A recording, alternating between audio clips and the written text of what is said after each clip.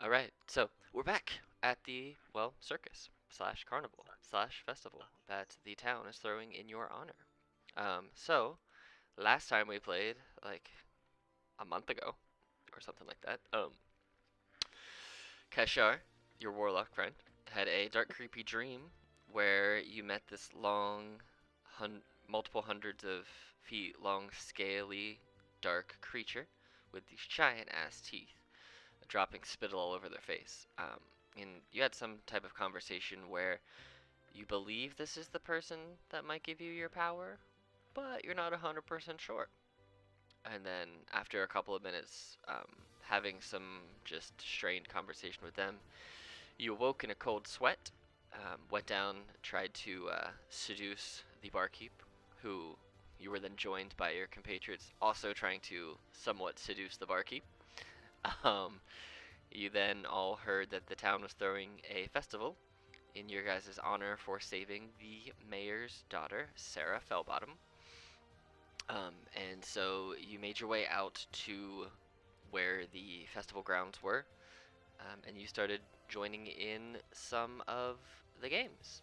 So far, you guys had played in a high striker game where you basically launched a giant boulder as far as you could, and you won a pipe of smoke monsters for that game.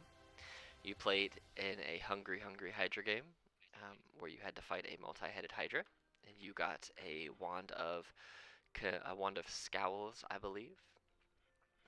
You then had a pie eating contest, which ended much quicker than I thought it would, and you got a bead of nourishment with 7 beads present. And you have one final game that you wanted to hold off on until now to play, and it is your bumper cars game. I So, would like to go on the record and remind everyone that I whooped ass in almost all of those events. I did not. that is true. That I is also true. did very poorly. That is true. The carnival barker, however, likes to make sure that everyone feels like they have won, even when they don't, and to get them a prize. So, um, so this last This is game, like Marietta College all over again. it is. So this last game, let me make sure I have the token to the right place. Is called. Oh, here we go. Got it. Cool. It is. I hear my voice echoing back real hard. That could be me. Let me try muting myself and see Oh, what for you got. me. Okay. It might be Victor because I heard him echoing. Yeah. Nope. I hear it echoing now still for you, and you're not muted. Wow, that is a Uh, ridiculous echo on Win. How about now? Nope. It's gone. It's Kellen. I'm echoing through you. So. All right. So. son of a bitch. I'm echoing again. Yep. How about now? Mm. It's still there. Son of a bitch. I'm just. All right. Hello! Hello. I'm an idiot! You're an idiot! It's funny. So yeah, you guys You're in danger, blink twice. blink twice. Blink. Cool. Yeah, so you guys are able to jump into the bumper cars game if you so choose, and I will explain the rules before you start. So the way that the bumper cars game works is it's like in Mario Kart where you have the combat games where you have the balloons hanging over your head. So basically, we will roll initiative and put you guys into order, and then you will basically get to attack each other in turn, and you can either charge with your bumper cars, which looks like elephants, or you can try to lasso an opponent, which is basically you're grappling them. If you get charged, you have to make a dexterity saving throw against the person who's charging you, and if you fail the number that you need to meet, then you lose one of your balloons. Um, and you can also try to make an animal handling check before they hit you to try and gain advantage on the save so that you can have a better chance of staying on. You can also try to throw the lasso around someone who is within 15 feet of you. and basically 3 hits, you're out. And it could be if you roll a natural 20, it'll be considered 2 hits because it's a critical hit. So it'll be 2 balloons as long as the person fails their save. So I know that Peter, you cannot in fact see the map, but I will push everyone over to the bumper cars map. You should all, Okay. if I have done this correctly, have control of your little cars. Let me know if you do. That's really cool. See if you can move your little car square around, the ones that you have access to. Yeah, cool. Cool. Yeah, I can move it. Awesome. So basically the way this is set up, Peter, is imagine a coliseum with basically 4 entrances where would be your entry gates at the north, south, east, and west version. In the middle of this is your fighting pit. You have spikes kind of sitting out the walls. So effectively, if people were being thrown into the walls, they could be stabbed onto some pikes. There is a hole directly in the middle of this pit with a wooden bridge across the middle of it.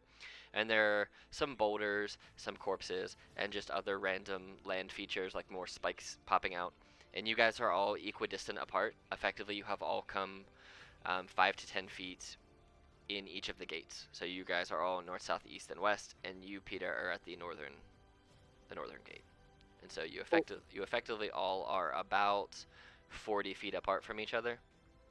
So we'll just go ahead and roll initiative and get everybody in there, and then we can go ahead and start on your game. Ooh, Peter, you rolled a 16.12. That is dog Ooh, So not bad. sounds like I did better than Norris. You did. He rolled a 4. Also, remember, yep, if you guys click on your token, you can and then roll initiative. It will automatically add you to the order. Wait, how the hell did Peter get a decimal point? Oh, so what it does is Wasn't it that good. no, roll 20 automatically adds in a decimal for initiative because of this right there, because of tiebreakers. So what it does is, so Kellen also rolled a 16, so it automatically adds in a decimal based on like some math that it does that I couldn't tell you because I don't know the exact. I can. If you want to know, I can show you a very quick program that does it. You can tell me later. I don't want to do it right I now. As intriguing as that sounds. Right. So basically, the order that we'll go in is Peter, Kellen, and then Victor and Alex. So the way that the map is set up, Peter, you are 40 feet from Neo and 40 feet from Golos, so Victor and Alex respectively. And you can either use your movement to charge towards them, and use your action to dash and just try and smash directly into them, or you can get within 15 feet and try and lasso one of them. What would you prefer? Okay. Can I, before I do that, can I cast my invisibility spell on my elephant? You can 100% cast it on your elephant and yourself. So, Yes, because it is carrying me. cool. So you guys see all of a sudden a character just disappears from the map. You guys see your warlock friend just go invisible and their thing go invisible too. And so I can either make the move for you if you don't want them to see where you're going, or you can just verbalize where you're going. Okay, so No, you got that. all right, so I will just take control of a character, and I'm just gonna roll a dice and see. Here, I actually have physical dice right here on my desk. Jesus, 3 of them were the same number. Okay, cool. All right, cool. So they have no idea where you are, but I do. Okay, and then I will end my turn. Cool. Oliver, it is your turn. So you can use your movement to get 30 feet closer to somebody, and then try and use one of your attacks to grapple them with a rope, effectively holding them and giving you advantage on your attack against them. Or you can just do a full-on charge at them with your action and your dash, and then they'll have to save against your thing. Or you can cast any spells or any magic you want against somebody. You don't have to physically charge them. So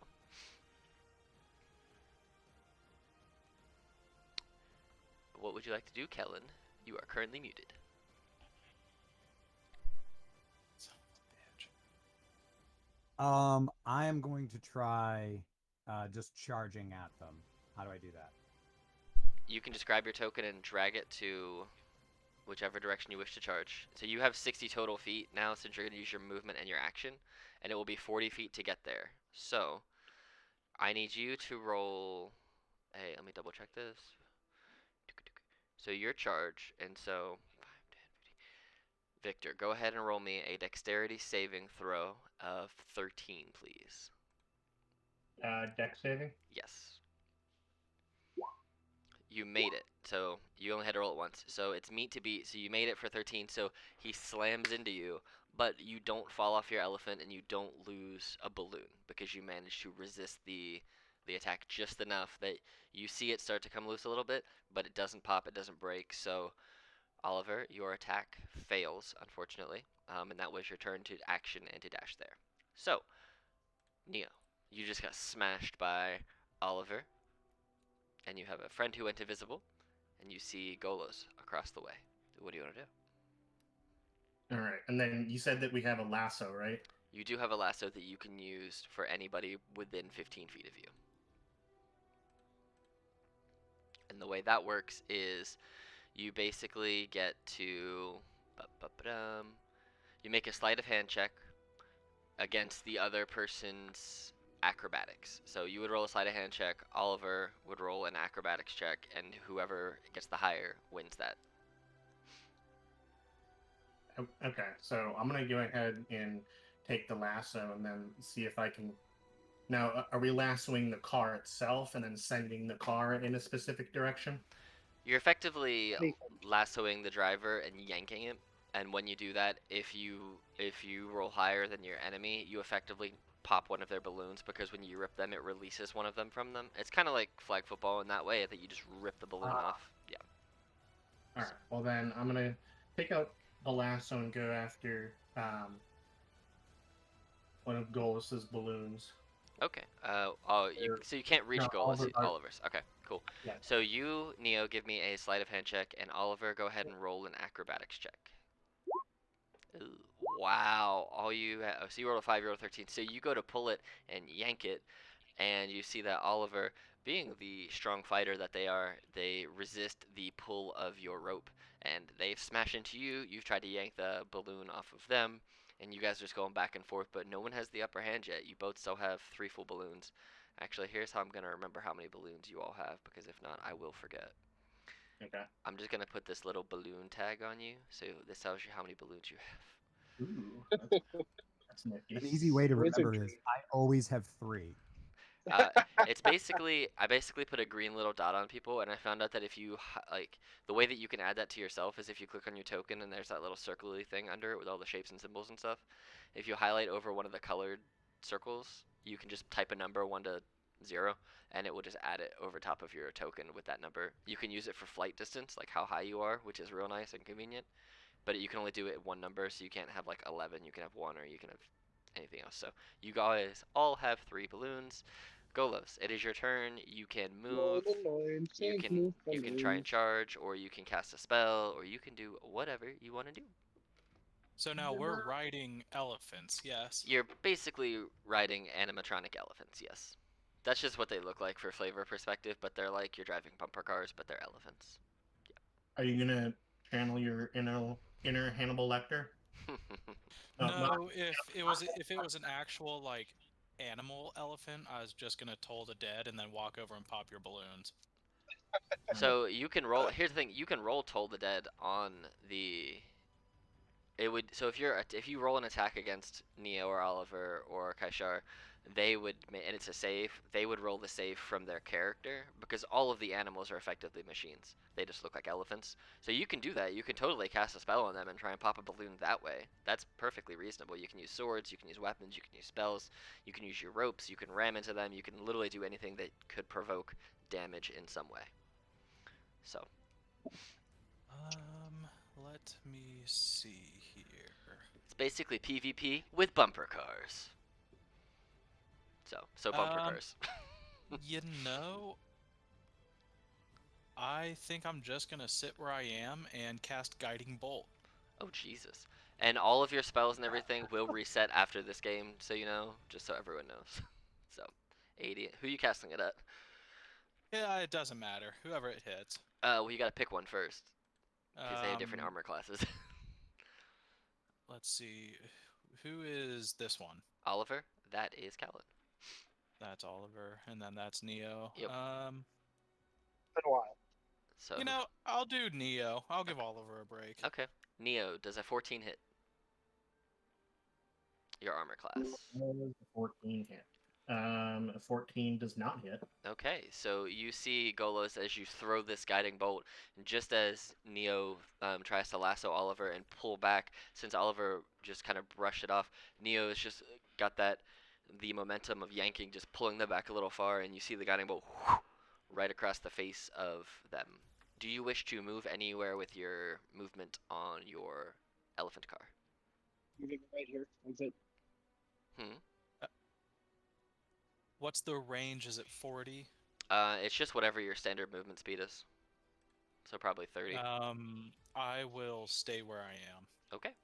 All right, Kaishar, it is your turn, and you are still invisible. What do you wish to do?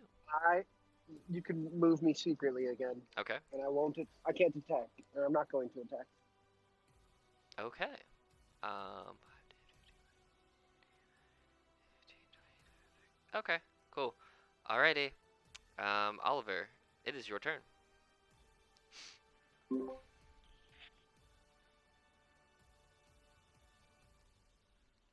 I'm gonna stick with the old charge at him strategy.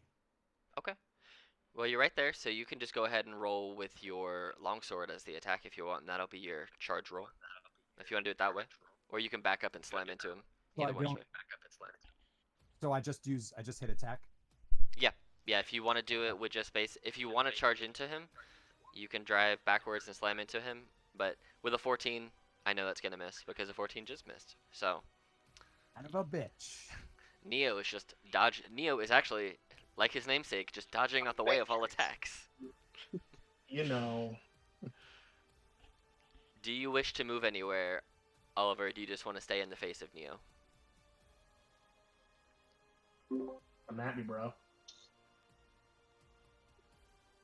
Now I'm gonna Mad Max Fury Road this fucker. I'm gonna stay right here. Okay. Nice and cozy. All right.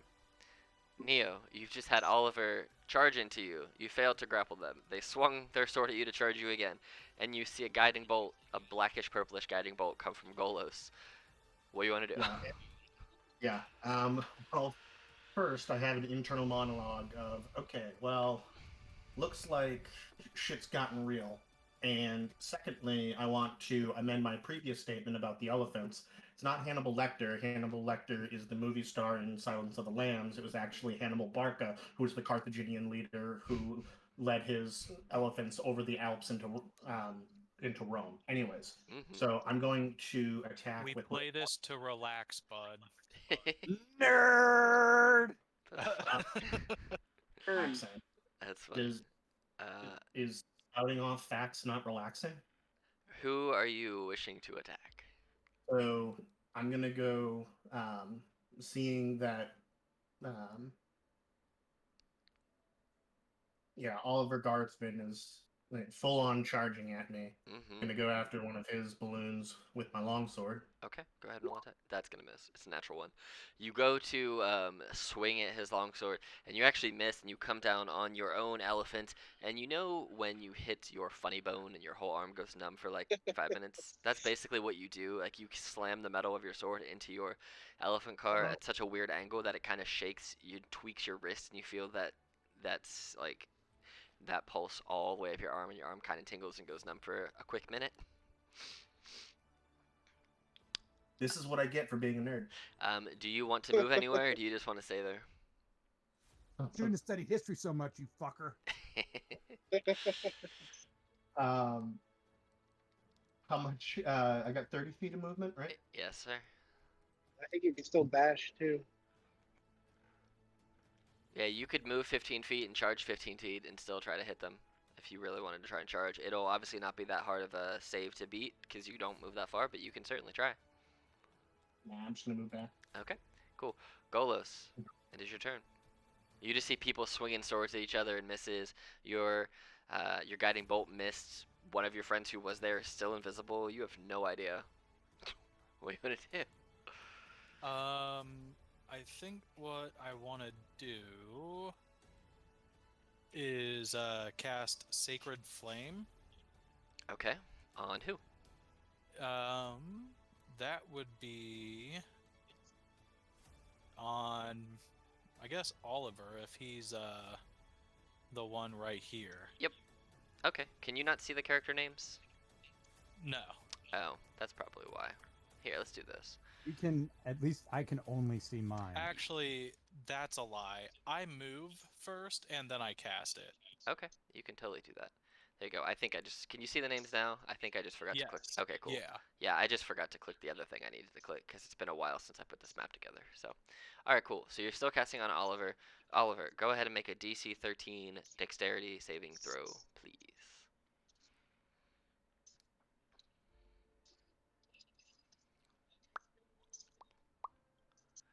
And if you pass the save, you don't take that. Ooh, you fail. So you see, what does your Sacred Flame look like?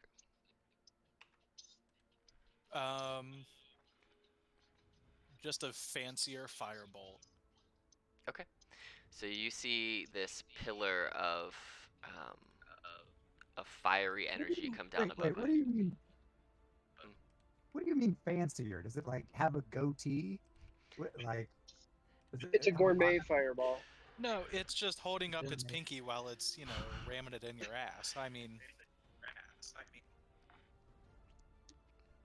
So the difference being, Firebolt comes at you directly in a line, or in like an actual bolt of fire, like a little ball, whereas Sacred Flame comes at you as a pillar of flame from above you, and just like a lightning bolt directly on you, but a pillar of flame. It's like Hammer of Dawn from Gears of War. It's true. Alright, so that is your turn. You move, taking your action. Kaishar, it is your turn. So you are within attack range of basically everybody. Do you want me to go ahead and attack somebody, or do you have a specific person you would like to shoot or attack? I would like to wait it out a little bit longer, so I'll pass my turn. Okay. You want me to move you anywhere, or just kind of hang out where you are? I'll hang out where I am. Okay. That works for me. You're just playing the waiting game. Oliver, it is your turn. You guys are playing checkers, and I'm playing with glue. I mean, invisibility lasts an hour, so there's that. Oliver, it is your turn. You just had a pillar of holy fire, or unholy fire, whichever they prefer, come down upon your head, bursting one of your bubbles.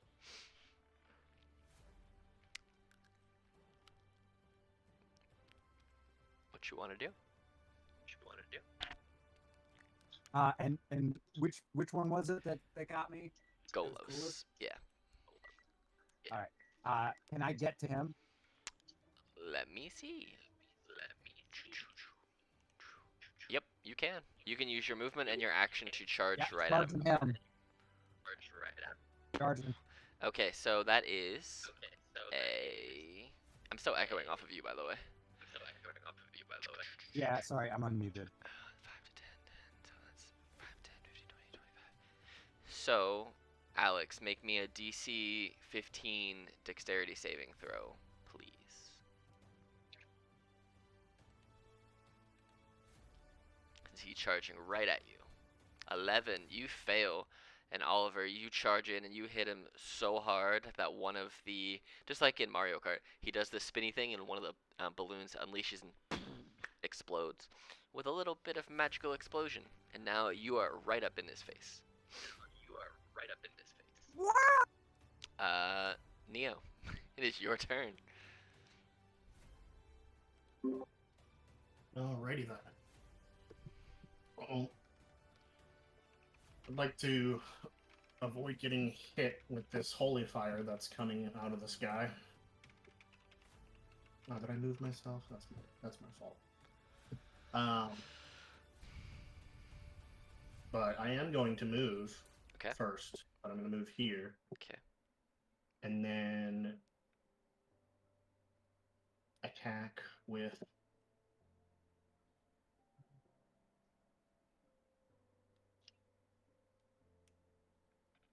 I'm just. Oh, there we go. I like how Kaishar is just basically an invisible spectator, just watching the Just show, chilling. just hanging out. 5, 10, 15, 20. All right, I'm actually going to move on the diagonal. Okay. Right next to the rocks. So that should bring me within 30 feet of Yep. Golos and Oliver Guardsman. And I'm going to cast Tasha's Caustic Brew. Ooh. You get all of them, huh? That's true. That's what, a 30-foot range? 5 feet wide. Okay, go ahead and roll that. Okay, so I need both Oliver and Golos to roll dexterity saving throws of DC 13. I'm throwing acid, by the way. 19. So Oliver makes it. What's the actual writing of the spell? Do they still take damage when they pass? In the line. So must succeed the dexterity saving throw or be covered in acid for the spell's duration or until the creature uses its action to scrape or wash the acid off itself or another creature. A creature covered in the acid takes 2d4 acid damage at the start of each of its turns. Does it say what happens on a success? Do they take any damage? Nope. You just avoid it. Cool. Because if it's one of the because if it was a spell that is you take damage on a success, you still would have knocked bubbles out. But cool, so that fails. Unfortunately, you guys see them throw acid in your general direction, and you guys just spin out the way. Golos.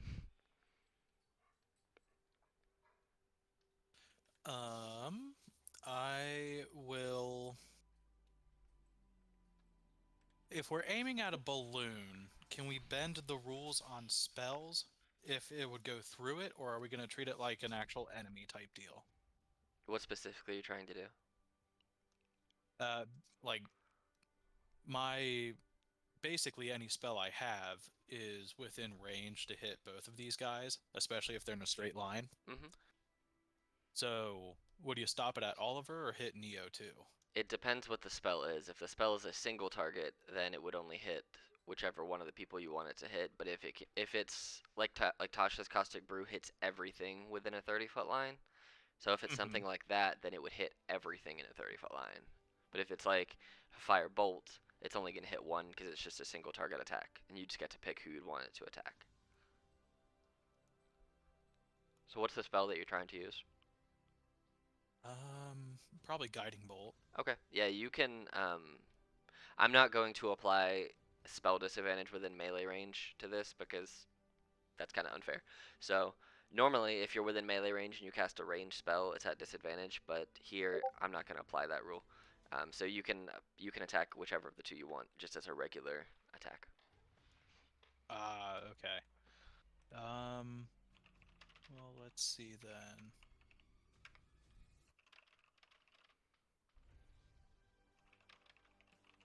I am gonna do a Word of Radiance then. Okay. So post that because I think it's a con save. Yep. So Oliver, go ahead and make a Constitution saving throw, please.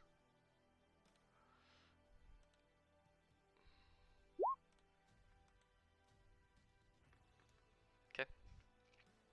Oh, he passes Jesus for sure. He's got a high Constitution. Oh, fuck me. Okay. So do you want to move anywhere? You're gonna stay there. Let's see. Screw y'all for trying to gang up on me. Hey man, Come at you're me. within 5 feet. So Come at me, bro. 10, 15, 20, 25. Oh fuck, 30. There we go. Okay. All right. So that's Golos' turn. Kaishar, do you wish to hit anybody on Pass. your turn? Nope. Do you want to move anywhere? No, not yet. Okay. Oliver.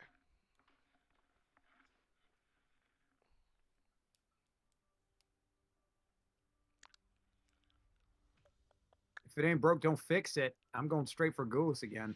Okay, so that's what? I think that's 25 feet. Let's see. 25 feet, yep. So charge right at him. And that's going to be another. That's a DC 10 dexterity saving throw if you slam into him. And since that's just your movement to slam into him, you still have an action you can make. Oh, I'm gonna after that. slash at him with my longsword then. Okay, so first, Golos, make a DC 10 dexterity saving throw, because you could theoretically knock him out in this round if he fails this dex save. Ooh, he Wow. fails. So you slam into him so hard that one of his balloons bursts, and he only has one more. So you can try and hit him with a slashing attack because that was your movement. Here we go. You longsword it. Does a 15 hit? Can no, that does not. Okay. Then yeah, he misses. He goes to slam down, but you reel back just enough time for it to hit your metallic animatronic elephant. When you're here, you're dope. Neo, you're up.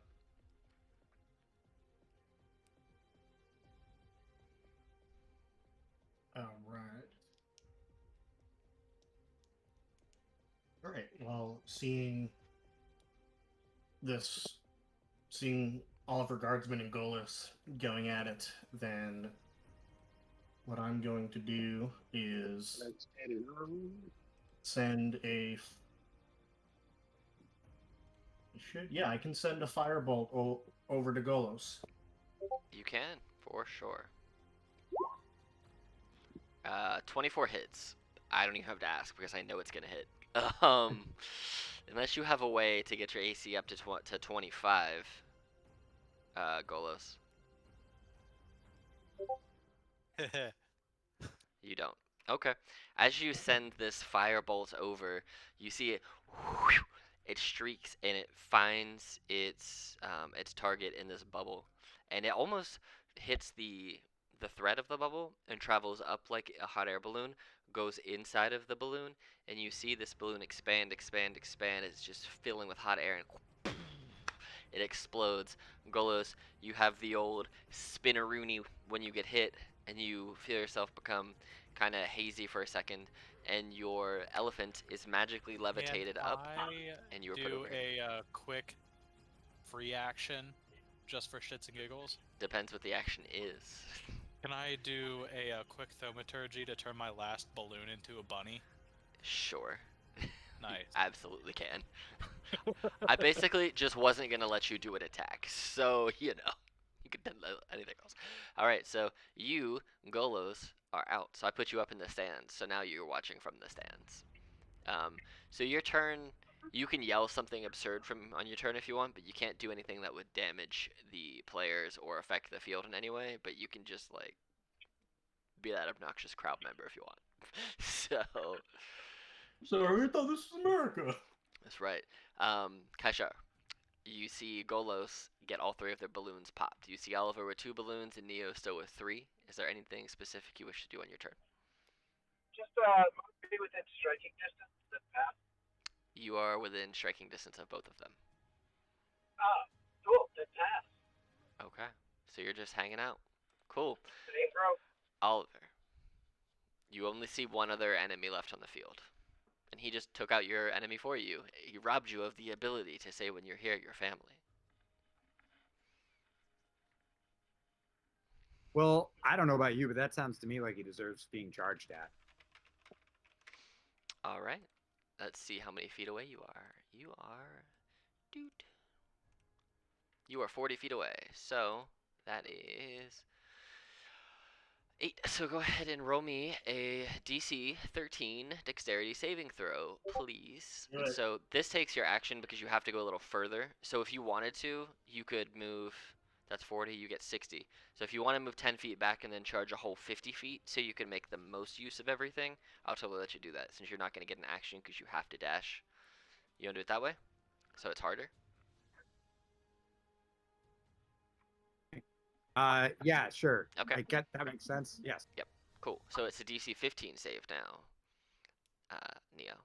So basically, because you had to use more than your normal movement, it costs an action to do it.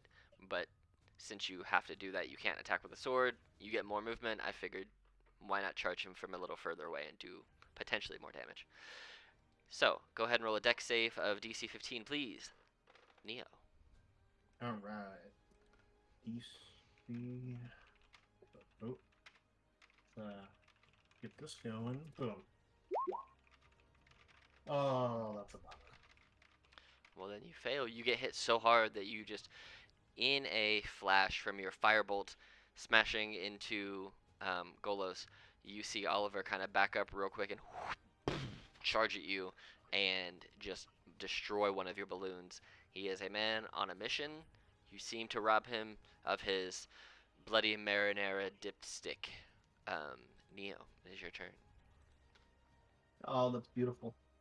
But I know he means business, so I'm gonna go ahead and since he's right next to me, we're gonna go ahead and try and aim for the balloon with the longsword. That misses. Oh. All right. Do you wish to move anywhere and try and dash him, try and hit him with a little bit of movement on your turn? I'm just gonna move back to the rock here. Okay, cool.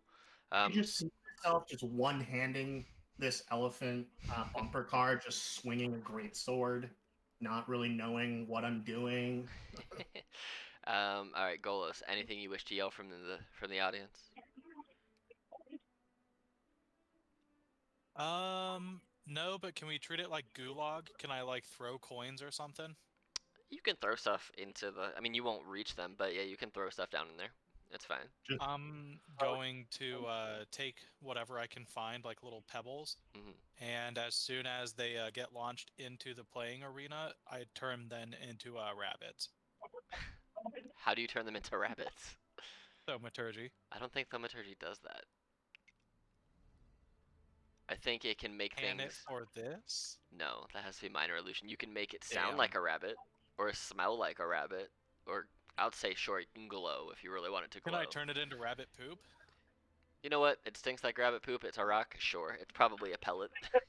Nice. That's what I do. So, all right, Kaishar, you are still in the same space that you have been for a little bit.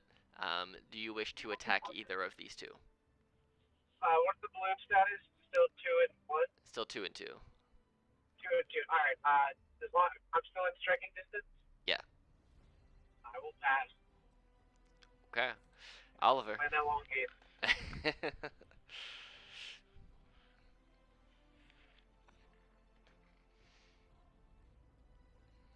Kellen? It is your turn, Oliver. Can I communicate with Neo at all? Yeah, you can yell to him. Okay. Hey, Neo. You can. Where's answer. that other? You can- Where's that other little fucker at? Your guess is mine. I saw him 10 minutes ago, and then he just disappeared. Which is you and you. You got any like disillusion spells or some shit? Give me a second to process.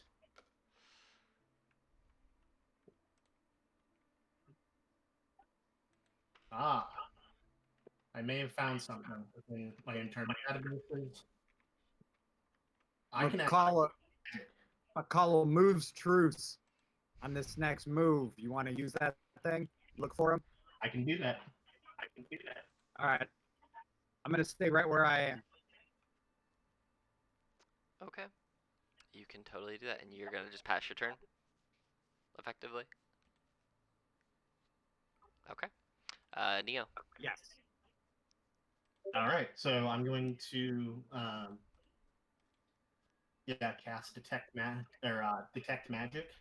You sense the presence of magic within 30 feet of you. If you sense magic in this way, you can use your action to see a faint aura around any visible creature or object in the area that bears magic, and you learn its school of magic, if any.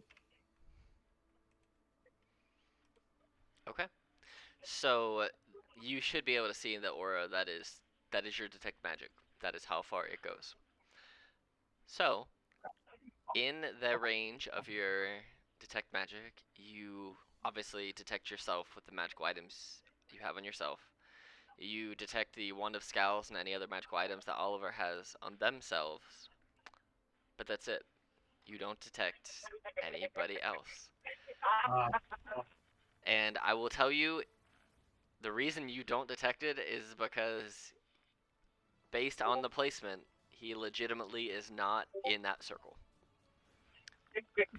And here, I will take a picture right now and save it to my phone, and then once this is over, I'll post it in the chat so you can see exactly where he was when you cast this spell. And this is where where Pete Hara has been since I moved him the very first time. So, how long does detect magic last for? Detect magic. I think it's like a minute. Up to 10 minutes? Yeah, so it's only temporary, so I Oh, that's fine. Each round is only 6 seconds, so you can keep it up for a long time. All right. Well, in that case, Neo, I'll maintain this truce as you peruse around the course till we find this fucker. Okay. Golos is still throwing rabbit poop in the arena. Kaishar, you see that they have called a truce. Do you want to do anything? I think I might want to. I have to check some wording on a spell. Okay. Ignore that. Oh, you're Googling it? No, I just, What's the spell? D&D Beyond. I'm just reading it on D&D Beyond. Oh, nice.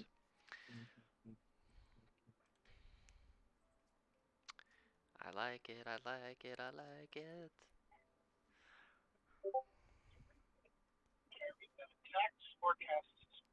Okay, I'm just going to back away from both of these guys.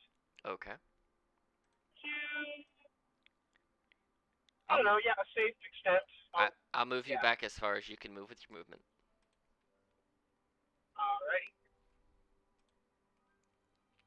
And then I pass. And then you pass? Yep, still don't want to do anything yet. Okay. Oliver, it is your turn. Gonna watch this truce crumble. I will maintain my position for now. Okay. Neo.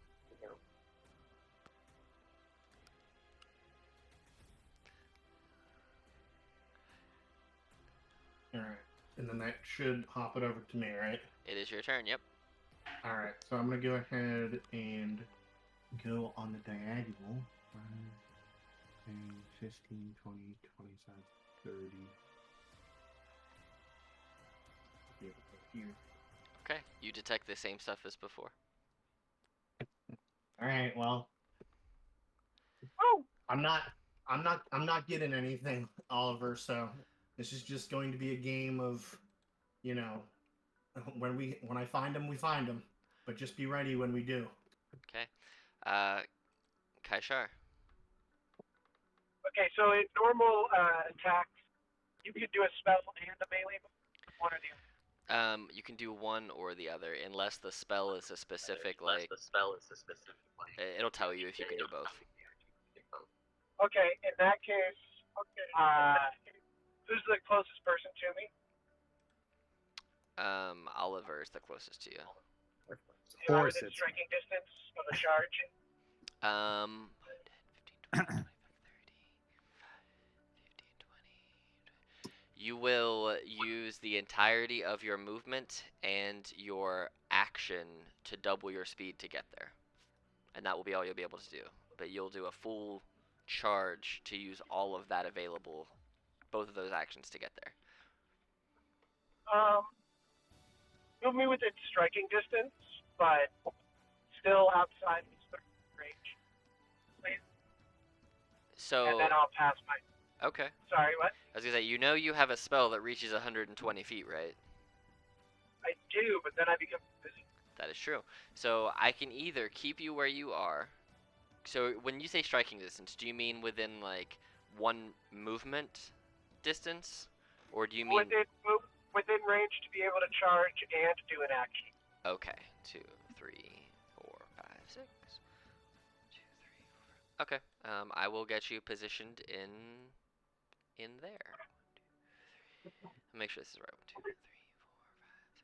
Cool. You are now within 1 movement's worth of distance from Oliver.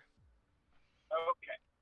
From whichever direction you are. And you all know that he is currently not in this big yellow bubble. You know that for sure. Oliver.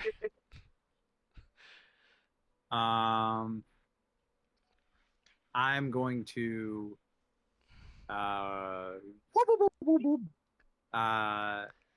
from here to here. So you cannot move past those chains, so you could basically move to this side of the chain, because that's basically the gate that comes down to let you in and out. So yeah, that's fine. You can move there. Those are just doors for the purposes of this is where the combatants come in. But you can move right there. That's fine. And I'm gonna move right there. Okay, so Oliver used all of his movement and some action movement to get over further away from everyone else. Except Victor, who disconnected. Boo. I will.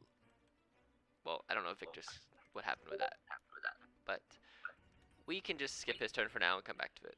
Oh, if he's not back in the next second. So we'll just go. What? I mean, we could wait for him if you want. I'm just kidding. Whatever. Oh, there he is. See? All right, Vic. It is your turn.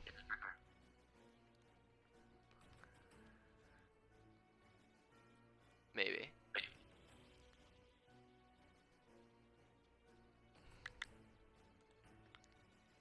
Victor, Hey, what's up? it's your turn.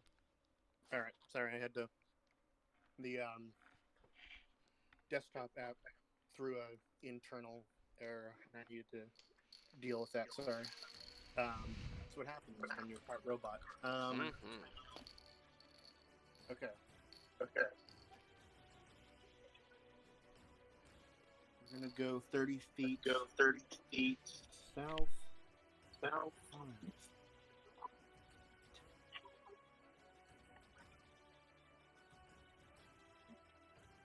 Should be able to go here.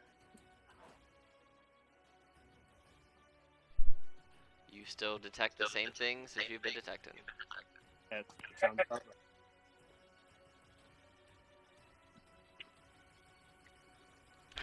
That your turn? As I yell back to Oliver, nothing here. And then that'll be my turn. Okay. Golos, are you still throwing rabbit poop? Oh no, I'm still echoing. Do I see the like carnival person game master anywhere? Make a perception check. Alrighty.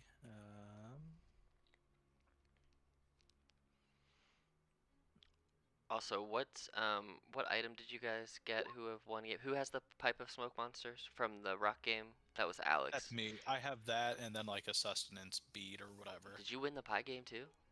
Yes. Oh, I thought I handed those out. Oh, who has the wand of conducting then?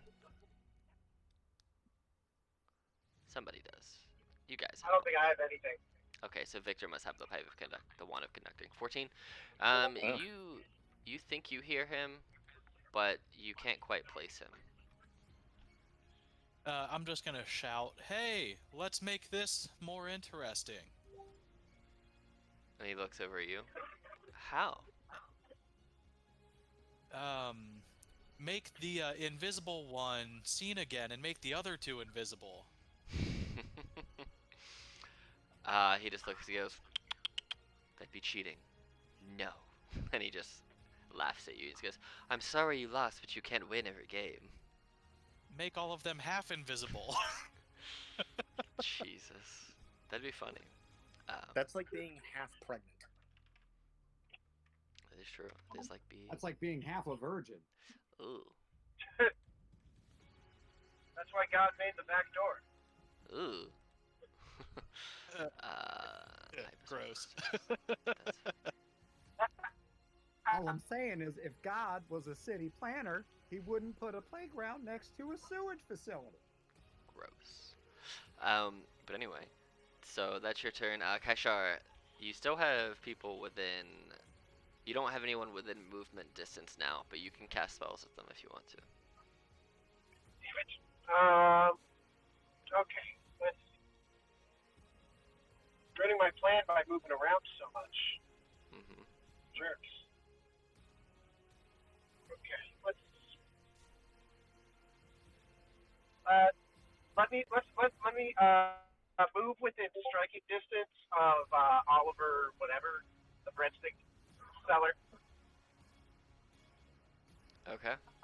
Same type of deal as before, within movement of a charge and a extra action. I mean, you can get to him with a charge and extra action attack right now if you want to.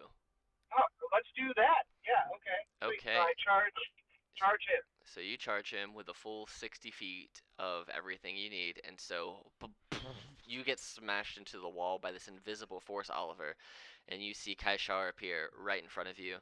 And I need you to give me, it's 5, and you went 2, 3, 4, 6, by 12, 5 times 12, that's not right. Hold on, let me think, what's it? It's 12. So I need you to give me a DC 17 dexterity saving throw. You just make it. There we go. He slams you into the wall, but you hold on, Suck it, and nerd. you just look at him, and Kaishar has reappeared. Oliver, he's here. What do you do?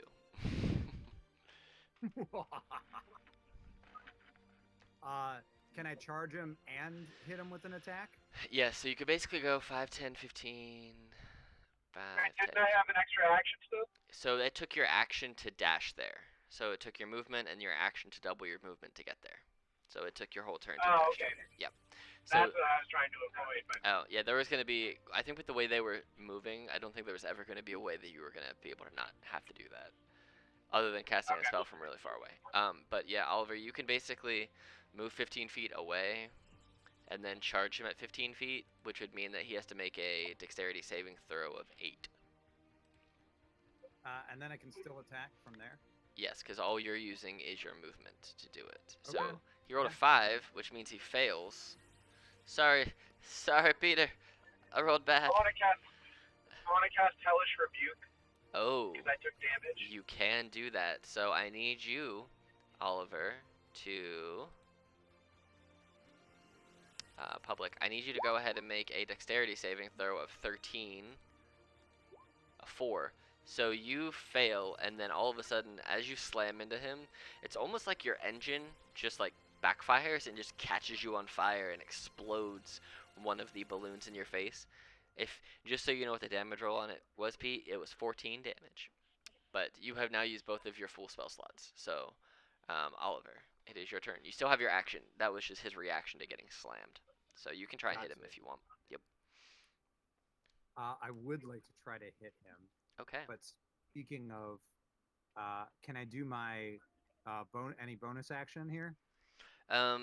No bonus action will get you a balloon back, and since it's just basically if you get hit, you lose a balloon. The only bonus action I think you have is your healing one. So, but you do have action surge, which basically means you can attack, use the action surge, and then take a second attack if you want to. Yeah, that's the one I was thinking of. Okay. So I can attack him twice. Yep. So you just use your Yeah. action surge. Yep. So you basically just roll 2 attacks and it'll burn your action surge.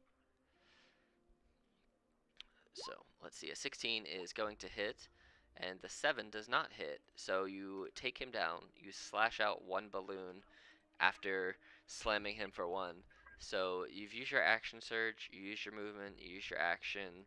So that is your whole turn because your bonus action will not give you a balloon back. So your second wind is what it's called. Cool. But yeah, so you guys, Neo, as you How look, many balloons did I lose? you lost 2. But you also took 2 balloons from Oliver, so it was basically an even swap. Like your attack with your charge took a balloon, and your reaction took a balloon. So Neo, as you look over, you see that there are Kaishar has reappeared, and both of them only have 1 balloon remaining. Ooh. Mm-hmm. All right. 1 balloon remaining.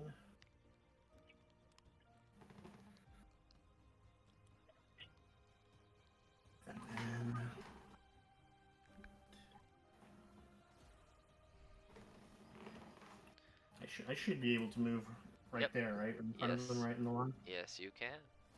All right.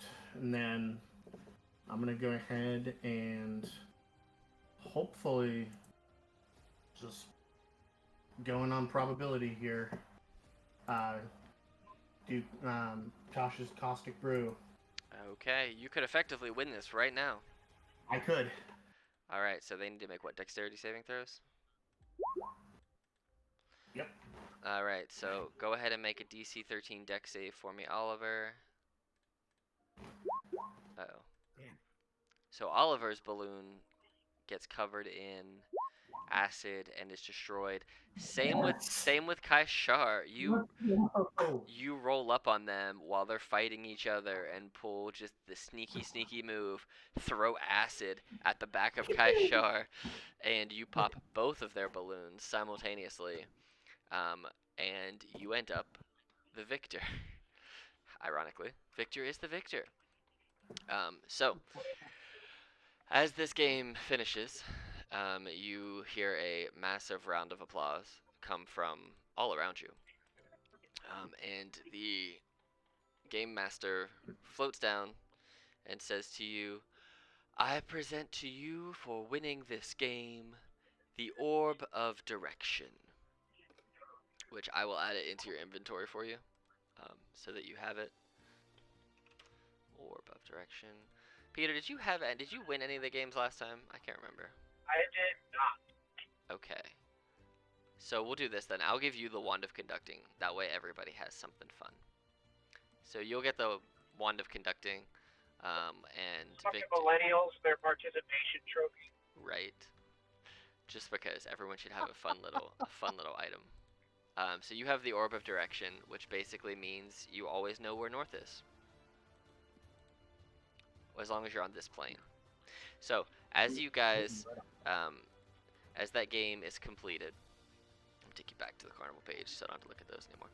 Yep. So as you guys complete the game, you get all your spell slots come back. You have all of your abilities from a long rest basically recover.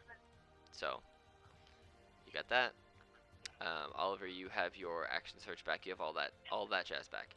And as you guys complete the games, do you want to spend any money getting any food, any drink, anything like that? Just hanging out at the festival? Does there look to be any food that might like bolster my constitution or have like any positive lasting effects? I will say you can buy.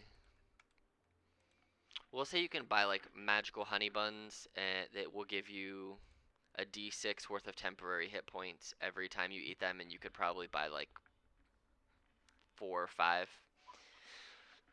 How much are they? They are effectively 1 gold each. Oh shit. Okay, I'll buy however many you let me. So you can buy 5. Anybody who wants to buy them can buy them.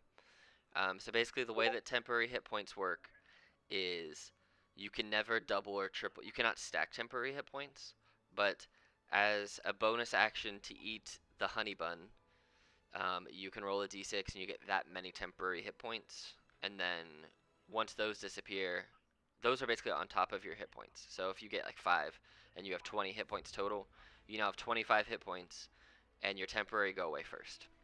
So, and they last until you have a long rest, or obviously you lose them. So We can buy what, 5?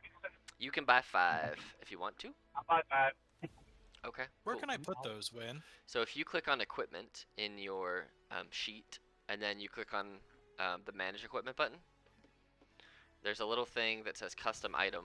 You click on it and you just add a custom item. It'll change the name to unidentified, and you can name it whatever you want. Magical honey bun. 1. I'll buy 5. Okay. And I'll get a round of drinks for everybody too for such a good game. Sounds During the good. game. All right, so I'll take your 5 gold away for you, Peter. So Peter, you have them.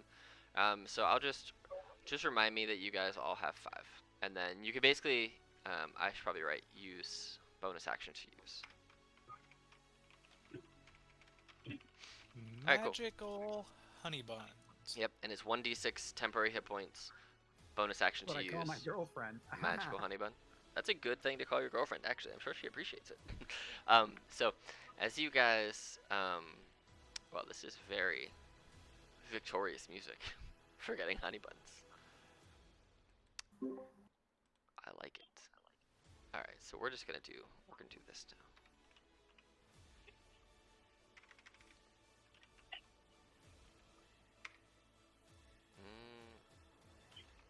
Let's skip. There we go. Cool. So as you guys, there you go. So as you guys finish up the carnival, you buy yourself the magical temporary hit point honey buns. You see that the mayor actually runs up to you. He looks excited, but worried at the same time. And he says, I know you've done a lot for us, and you're having a good day, just celebrating and resting. But I've just heard that there's some trouble in a town just over a week away that we trade with, and I was wondering if you would be willing to take on another job to go and investigate and see if you can help them. There's rumors that there are skeletons being animated somehow, and they're terrorizing the town, and we don't want them to come this way, but we do hear that they're starting to circulate a little bit outwards from that settlement. Who's gonna foot the bill for this service? Well, it would mainly be that town since you're saving them. I mean, you don't have to go, but I just figured you do claim to be adventurers and you do like, well, adventure. We can give you more than enough rations to get there and bedding and stuff, but we can't pay for you to save another town, unfortunately. It would come in the long-term benefit of um, obviously saving our trade routes, so keeping that open, we would be more than able to provide you with goods in the future, but all we can really offer you now is, well, safe, like, travel supplies and free residence whenever you do come back, if you ever come back. Seems fair.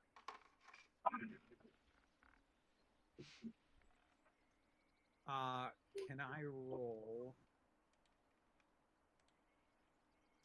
I'll put you guys in here in the town map. Can I roll? Would it be insight or investigation to see if that person's telling the truth? You could roll insight to see what kind of vibe you're getting from him. Okay. Getting that vibe. 12.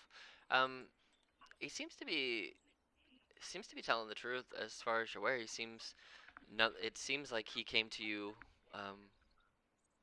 He seems to be in the same kind of mood that he was when you brought his daughter back to him yesterday. It seems to be like that grateful but concerned kind of mood where he hasn't led you astray thus far, so you don't necessarily have any reason to disbelieve what he's saying. He may not have all the specifics correct, but from what he has given you, you feel like it's probably as truthful as it can be. Okay. Oh, let's go. Yeah, let's do it. Let's go. Okay. Yeah, let's get rid of some skeletons. Okay. Well, if you come back with me to back to the square, back to my house, I can get you all the supplies that you need to travel there, and then obviously if you do decide to come back to San Juan, you're more than welcome to stay at any of our facilities free of charge, and obviously we do hope to see you again in the future. We do think we are very much in your debt, so let me get all this for you. So he will, as you follow him back to his house into the middle of town, he gives each of you guys 9 days worth of rations. You can add that to any rations you may already have in your equipment.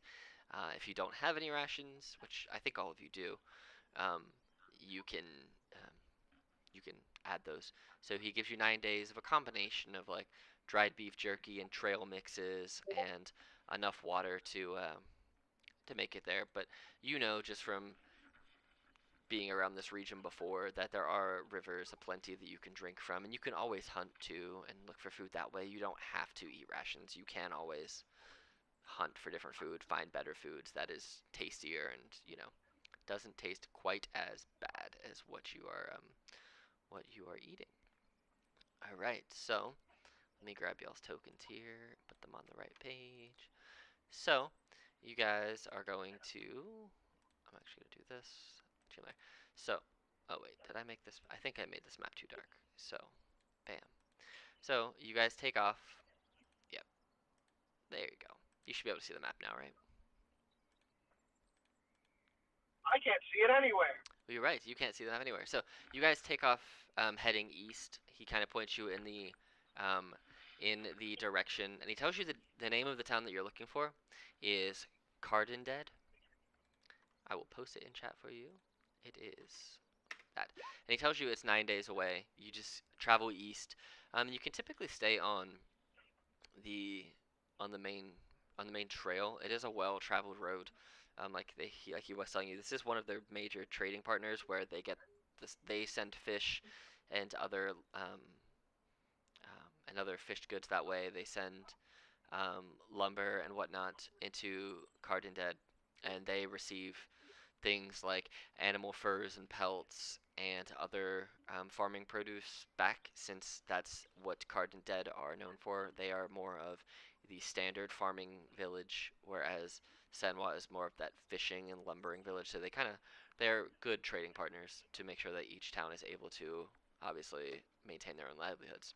So, what is the traveling order, or do you guys just all kind of want to walk in a group, no specific line, just kind of walking? I'm just gonna go. I'm gonna follow Oliver Breadstick Bodyguard. All right. I'll bring up the rear. Okay. Cool. Yeah, you will. Yeah. All right. So as you guys make your way, you've started off your journey a little bit later in the afternoon, because you obviously spent the morning and the early afternoon celebrating rescuing his daughter. So you guys travel for probably 4 to 5 hours, and this is the main travel road, and you follow this one for a little bit. And as you start to approach the evening, you end up on this little map. It's a New Forest map, which I know, Peter, you cannot see, but it is Ooh, it looks great. right. It is basically a deeper forest map. So you go from more of from one forest map to another. You go from more of like a forest path that's near a town to more of just like a trail going through what you would consider to be actual woods and forest. So, as you guys start to get here, it is starting to get dark for the evening. It is starting to get about that nighttime. So, you guys can set up camp if you wish. You do have the ability to start fires. You have this drift globe that you guys got as a reward for saving the daughter, so you can always set that up as a light if you want. Or you can all just set up a fire and go to sleep, or set up watches. How do you guys want to proceed with your night? I'll take first watch. Okay. I'll take second. Okay. I guess I'm taking third. All right. So, I will sleep for good night. that's fine. So, let me do this. I'm going to set this up real fast so you can see. So go ahead and give me a perception check. Just a straight perception check, Alex, because you are you have a fire, and you. Booyah, There you dirty go. 20, baby. Cool.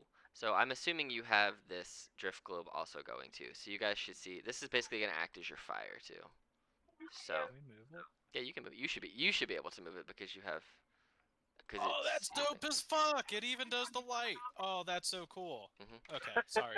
So That was really cool. yeah, so basically, Peter, whenever you get on, you'll see that I have updated the maps to be dynamic lighting. So your tokens, since none of you have dark vision, you'll have to do other means by which to provide yourself light in the dark. So the drift globe you have is basically a floating flashlight that you can cast the light spell on, and it does bright light for 20 feet and then dim light for 20 more feet, which we can also use to act as a fire because it does what a fire does.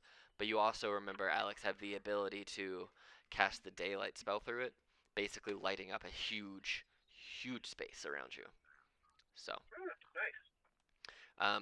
Alex, as you are, or Kaishar, should I say? Nope, Golos, there we are. As you are listening and keeping watch, you hear howling off in the distance. Does it sound like a wolf or like something? It sounds like a few wolves. And as you listen, it sounds like One could they say a pack. could be. It sounds like they are getting a little closer. It sounds like they're traveling in your direction. But they don't sound like they're immediately close, but they're close enough that you know. Roll a survival or a history check.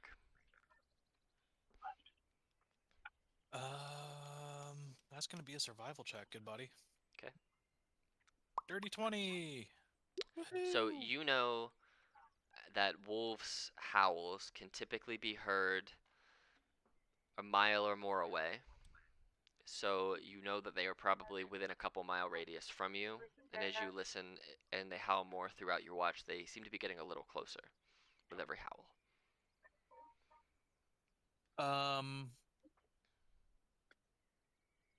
Okay. I mean, unless they're like an immediate threat, then I'll just say nature's being nature.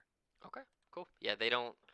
As you listen throughout your watch, you hear them getting closer. You hear them howl every now and again, but you don't sound like they are any immediate threat to you. Um, Oh, whoever's passing the buck. whoever's taking the second watch, go ahead and roll me a perception check. And since this drift globe is on, I'm assuming you just leave it on throughout the night because it's also acting as your fire. So. Alright, so perception. Perception is right there. Okay, I'm okay with that.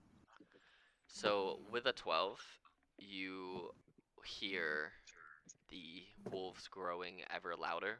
But they don't seem like they're in your immediate approach, but you do hear wolves, and you hear their howling pretty frequently. All right. Who's coming up for third watch? That would be me. Go ahead and roll me a perception check, please.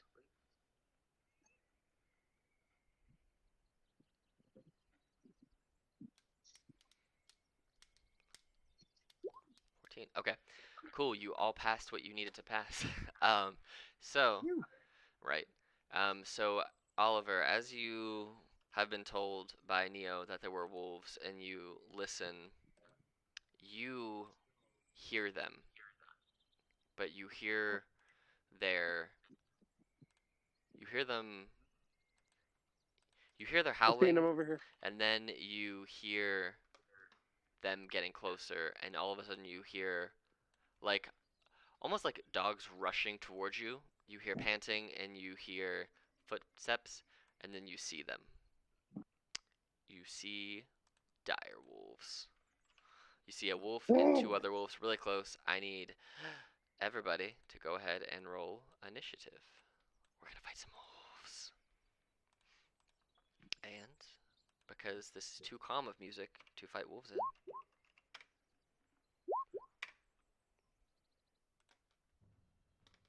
alright. I'm just not doing well on initiative today.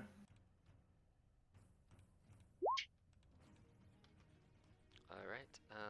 There we go. That Remember, makes it better. yep. Remember, if you click your token and then roll initiative, it will add it for you to Let me know the I initiative fucked it order. all up. No, it's Hey, all I rolled a flop. 3 14s in a row. Come there. You on. go. It's all good.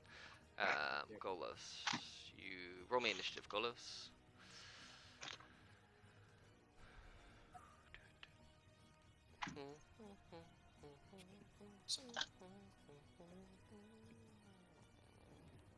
What was going on?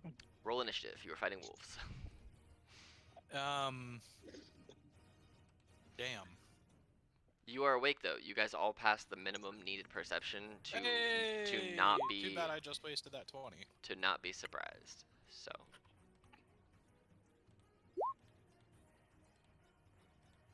Fighting dire wolves now, Christy. Oh Jesus! How do they all I rolled 2 nat 20s on initiative for them.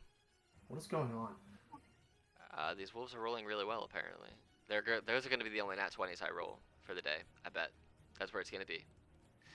I say. So this first wolf sees you, Oliver, as you're awake, and it's going to charge at you, and it's going to try to bite you. Does a 9 hit? Probably not. Okay. I don't think it... How do I know? How do I know? Is it based on my armor or something? So, let me check here. Hold on. So your armor class is on your sheet. It's right by initiative. That's the number that things have to meet to hit you. I'm a 16. Yep, and it rolled a Can you 9. hear me? Yes, but you're... Yeah, but it's still very echoey. Hold on. But yes, so a 9 will miss you. Which means it is the direwolf's turn, who is going to run in and also attack you, Oliver, because its baby attacked you. And it gets advantage because there is another wolf within 5 feet of you. It fails. Oliver, it is your attack. Your turn.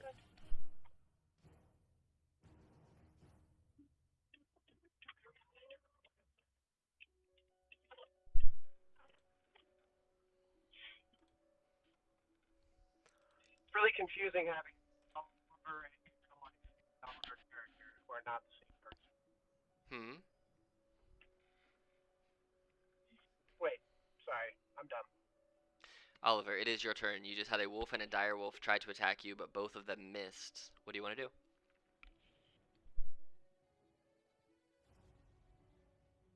Oh wait, hold on. I put Golas' initiative in wrong. Golas is actually before you. Whoops. There we go. Golos, it is your turn, because you are 21. Yay! Let's see. I will. And you have that wolf right there in melee range with you. So if you attack the dire wolf, it will be at disadvantage because it's within melee of any spell. So your spell would be at disadvantage, not like unless it's a save, any attack spell. So I guess I will do inflict wounds at first shit. level. Okay, on the big one. Yes. Okay, go ahead and roll your attack. Oh, that for sure hits. Man, you just rip into this dire wolf for a bunch of damage.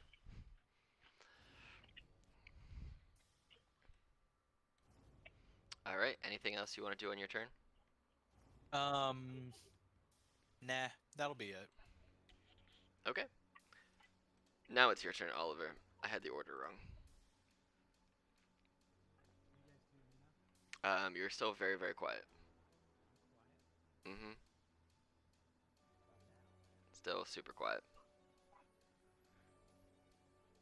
How about now? Still. Better? Medium. Yeah, that's medium. How about now? That's better. Yep, that's better. There it is. Okay. All right. So you just were attacked by a dire wolf and a regular wolf, and then you saw Golos reach out, grab this dire wolf by the throat, and you saw this black necrotic energy kind of highlight the veins in their right arm, and they unleashed it into this dire wolf, and you see these black tendrils of necrotic energy flow through this dire wolf, hitting it for significant damage. It's your turn. All right. Do I have to do an attack? You don't have to attack, but it is your turn. You can attack if you want to. Yes, I will. Okay. Who you want to attack, the big wolf or the small wolf? I will attack the big wolf. Okay, go ahead and roll an attack.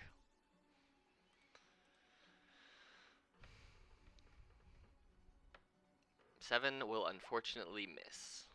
Motherfuck. You We're all do. the 14s now, huh? You do have your action surge because that only was burned in that game. So if you wanted it, you have it. You don't have to use it, but you do have your abilities still. So. I will use it actually. Okay, so go ahead and use it, and then mark it off on your character sheet. Just roll another attack. 14 just barely hits it. So go ahead and click on the word longsword right there and do your damage. And you are doing this two-handed? Or are you using a I shield? guess. No, I'm pretty sure I'm two-handed with a dead stick. Okay, yeah, and like I said, I'll always take... If you're using two-handed, I'll always take the higher of the damages. But if you're using a shield, then obviously it will only be the lower one. This wolf looks real messed up. So go ahead and roll me a perception check as well. Perception. Fucked you up, wolf. 15. All right. That's good, right? Yeah, that's pretty good. All you needed was, well, you didn't. You needed to get above 10 again. So, as you strike into this wolf and it yelps, you hear more howling coming from the distance, and it sounds like it's moving quickly. This wolf that you damn near just piked to death, you hear it give out a yelp, and almost like it was crying for its mate. Kaishar. Should have saved that action. Okay, is the direwolf still alive? Barely alive, but it is alive, yes. And you have, Okay. yeah, so you are, for where you are 15 feet from the dire wolf, and it is right beside a small wolf. Both of those, so you have Neo in front of you, Golos in front of you, and then the dire wolf with the small wolf to its right, and Oliver between the big wolf and the small wolf, and another wolf maybe you can see past it. And you can see another wolf a little further, like 20 feet further past that. And is the direwolf the alpha? Can we tell that? Yeah, he is significantly bigger than the other two wolves. And are the other two wolves like smaller direwolves, or are they regular? So the two smaller wolves look like regular sized wolves. This big ass dire wolf just looks super huge comparatively. So they're still regular sized wolves. This guy is just a beast. So. Cool. Now, Eldritch Blast, that's a localized attack, right? I'm not going to hurt my people?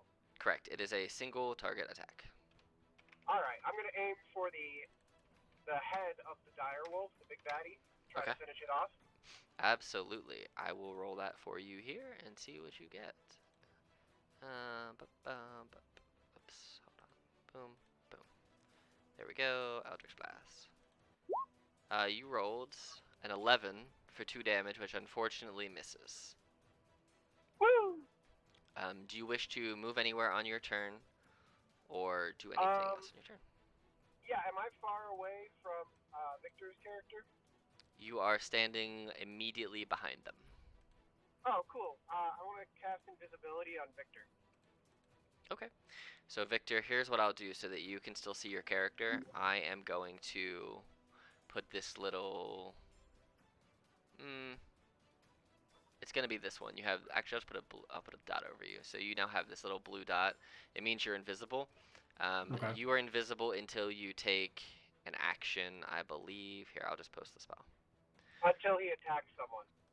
Yes, you are invisible until you attack or cast a spell, or until, yeah, that's basically, or until Kaishar loses concentration on the spell. I guess I should have asked you if you wanted to do that first. Too late now. He's invisible. Yeah. Well, Alright, okay. So, do you want to move anywhere on your turn, or are you staying there? I can move you, or you can stay right where you are. It's up to you. Right. This wolf, seeing what's going on, it's going to run over here and try and attack Golos, since it just attacked the pack leader. And since it is within 5 feet of another one, it gets advantage on the bite. And that is a 14 to hit you, Golos. Does that hit? That does not. Okay, so this wolf comes up to try and bite you, and you just back out of the way. Are you using a shield?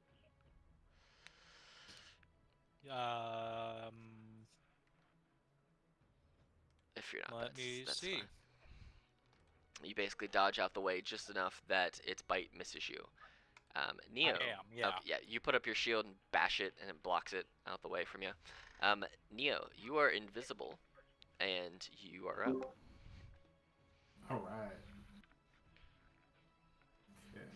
So I am invisible, but it negates whenever I attack, right? If you attack or cast a spell, the invisibility drops, yes. Well, that's a real hot girl bummer.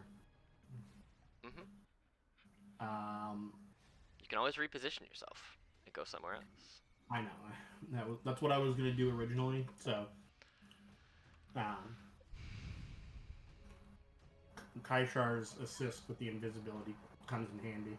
Mm-hmm. So I'm gonna go Yeah, ahead. I'm more concerned about whoever the dire wolf is calling to. Yeah. So you'll be safe from them if you just reposition right now. 5, 10. Yeah, I'm hopping myself over here. Okay. And then I am going to attack, so yes. Okay. It will remove the invisibility, but all right. Going to attack with Firebolt. Attacking the big boy. I'm after the smaller wolf. Okay. Do it. That just attacked Golas. Alrighty. Fortunately, with your natural one, you miss, and your firebolt actually bounces right into Golas' shield, and it kind of fiery sparks kind of flame everywhere. But you don't hit him because I don't play that way because I think it's rude. Only I can create a forest fire. You're very close. All right. At the top of the initiative order, the wolf who attacked Oliver the first time is gonna just try and bite you again. It's got its alpha there. It's gonna try and bite you. Jesus, these wolves cannot roll. And it's gonna stay there because it doesn't run. The dire wolf, it's gonna try and attack you, Golos, because you just grabbed it by the throat and damn near murdered him. So, man, I can't roll anything above an 11 today, or a 14 apparently. All right, well, Golos, it is your turn. Does the dire wolf? So I'm gonna do it this way. The dire wolf tries to bite me. I am just gonna sidestep, and then smack it across the head and say "bad puppy," and also do inflict wounds again. Okay. Fuck yes. That'll do big. As you go to, as you say "bad puppy" and smack it on the back of the head, you just see this wolf goes and just drops to the ground dead. I then reincarnate it. I don't think you can do that. Go ahead and roll me a perception check as well.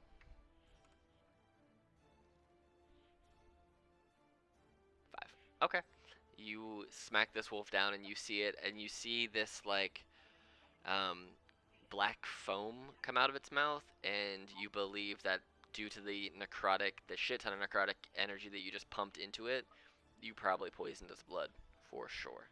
Do you want to move anywhere or have any bonus actions? I'll do a 5-foot shift. Okay. Right there. Cool. So you were just in between those two wolves now. Great. Oliver, you just saw. Fuck! I just realized that. You just saw Golos take out the big dire wolf, and you have two small wolves. And make me a perception check, since you heard the howling a couple of seconds ago.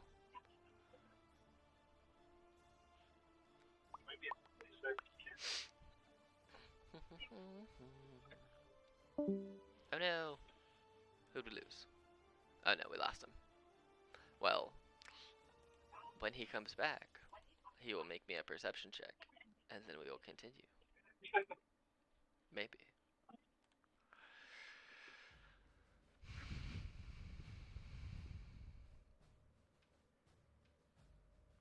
Well, I will tell you what he was going to see because they're close enough. They're close enough now. You guys don't see them yet, but you hear them. The dire wolves are closer. The other pack of wolves have arrived, and we're gonna go and stay in the same order. Still his turn. All right. So, yep. So Okay, basically, I'm back. yeah, you basically would have heard it because you had a good enough perception last time, and your passive is high enough that you hear the wolves getting ever closer. You don't see them, but you hear them. You hear the feet. You see just the beginnings of one right here, but you don't see them fully. They're kind of right on the edge of that light that this orb is making. But it is your turn. Okay. Well, I'm gonna chop the fuck out of this one next to me here. Okay, do it. Roll your attack. An 11, unfortunately misses. Ah. Let me double check to make sure I'm right on that. Yes, unfortunately that misses. Do you wish to move anywhere on your turn? I only got hit the one time, right? The other times I couldn't hit. You have not been hit yet. They could not hit you. They are rolling piss poor. So, oh, okay. Didn't they roll 20s the first time? That was their initiative. Yeah, I rolled 2 20s on initiatives, and I haven't rolled above a 14 yet. So, you haven't been hit yet. They even with advantage, they can't roll above a 14 apparently. So, you have not been bitten. Okay, well, no, I'm good where I am then. Okay. Kaishar, you see the first dire wolf go down. You see the wolf that is in front of Oliver, and you see Golos is between two of the wolves. Neo is off to your side, and you hear another pack of wolves quickly approaching. What do you want to do? What do we know the direction the wolves are approaching from? Yeah, they are coming from your southeast. Okay. And southeast wolves.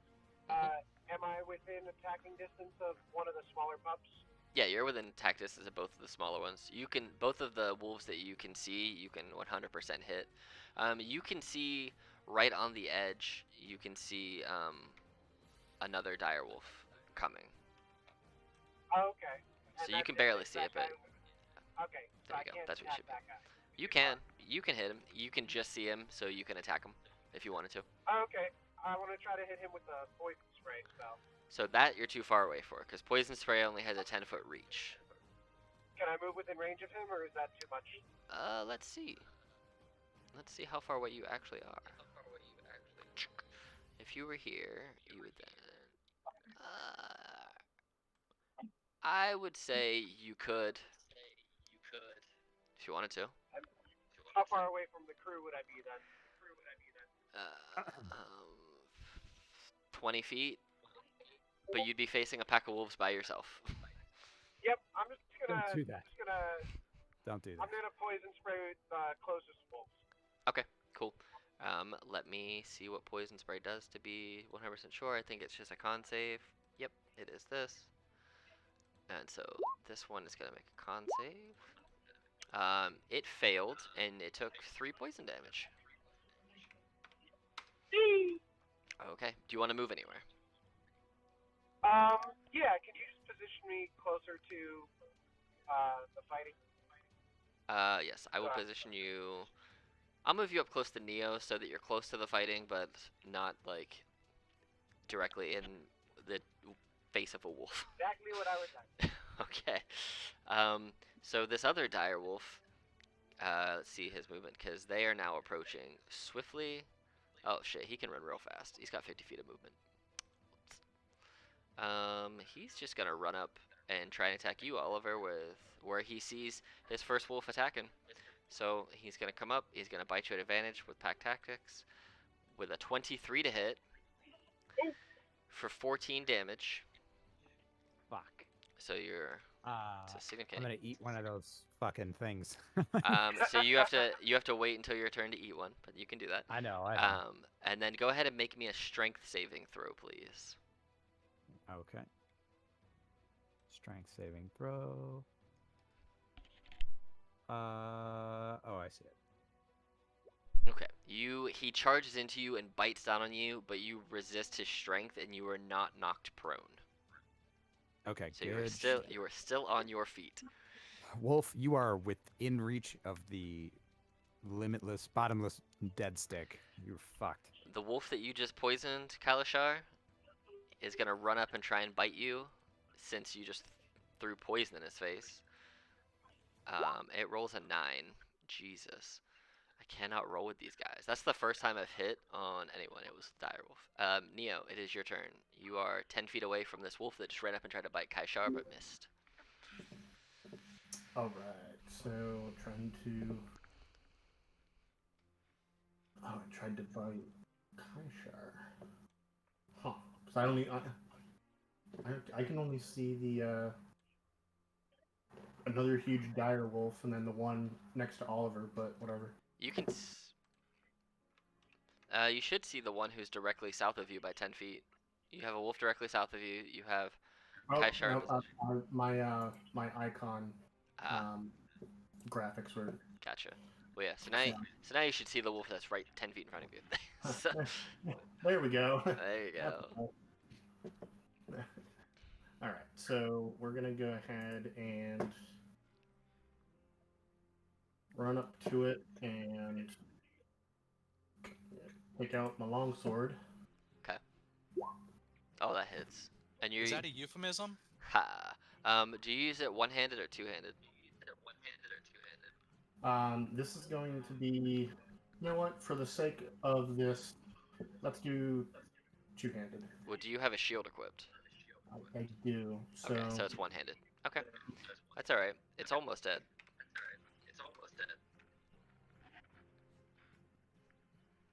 So you take 7 damage because you got a shield equipped. Anything else you want to do on your turn? all right. So the yeah. So 7 damage to the wolf, and then what? I still have movement after the attack, right? You do. It will take an attack of opportunity against you if you move out of its threat range, but you can do that. Yeah. I'll hold off. Okay. All right. Top of the round. This wolf. It's gonna try and bite you, Golos. That's rude. There's so much echo. Is there an echo on me again? Probably. Maybe. I don't know. It's gone now. So it's either you or Victor. I don't know who's unmuted when it's happening. It's you. It's you. Motherfucker. Does Dude, this it's so frustrating. does a 17 I'm hit, trying to figure Alex? this shit out. That matches. Okay, so you take 10 piercing damage, Fuck me up. and I need you to make me a DC 11 strength save. Yeah, you're still causing the echo. God damn it. So you are currently now knocked prone. Nice. We're just gonna say there's an actual prone one, and I don't remember what one it is. We're gonna say, however, it is this one. Actually, no. It's just gonna be yellow. Yellow is prone now. So you're knocked prone, but and so it took its attack, but it's your turn now. So prone takes half your movement to get up. So you can do. Yeah, I'll stand up, Okay. and then I'ma smack this puppy. All right. Do it.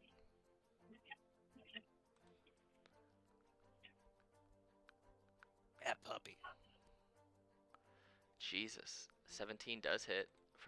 You're almost out of spell slots, I would bet. That's just first level. Yeah. So you have what, 3 first levels and 2 second levels or something? I should have 4 first levels. Oh, is it 4 first and then 2 or 3 seconds? But yeah, it's almost dead. It's looking real bad. Cool. What? It's almost dead. It's looking really bad as you fill it with necrotic energy. Oh, I forgot I have animal friendship. Oops.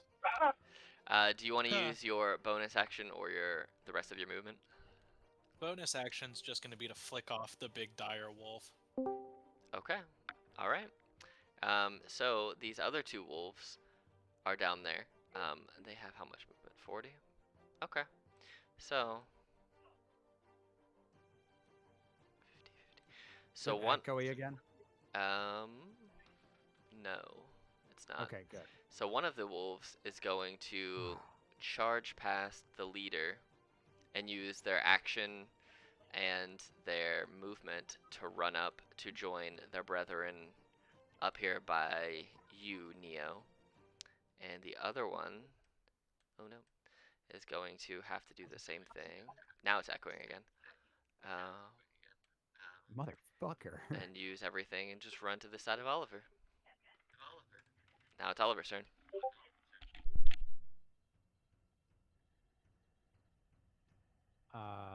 All right. I just surrounded by wolves? Yep. Does anybody else need help?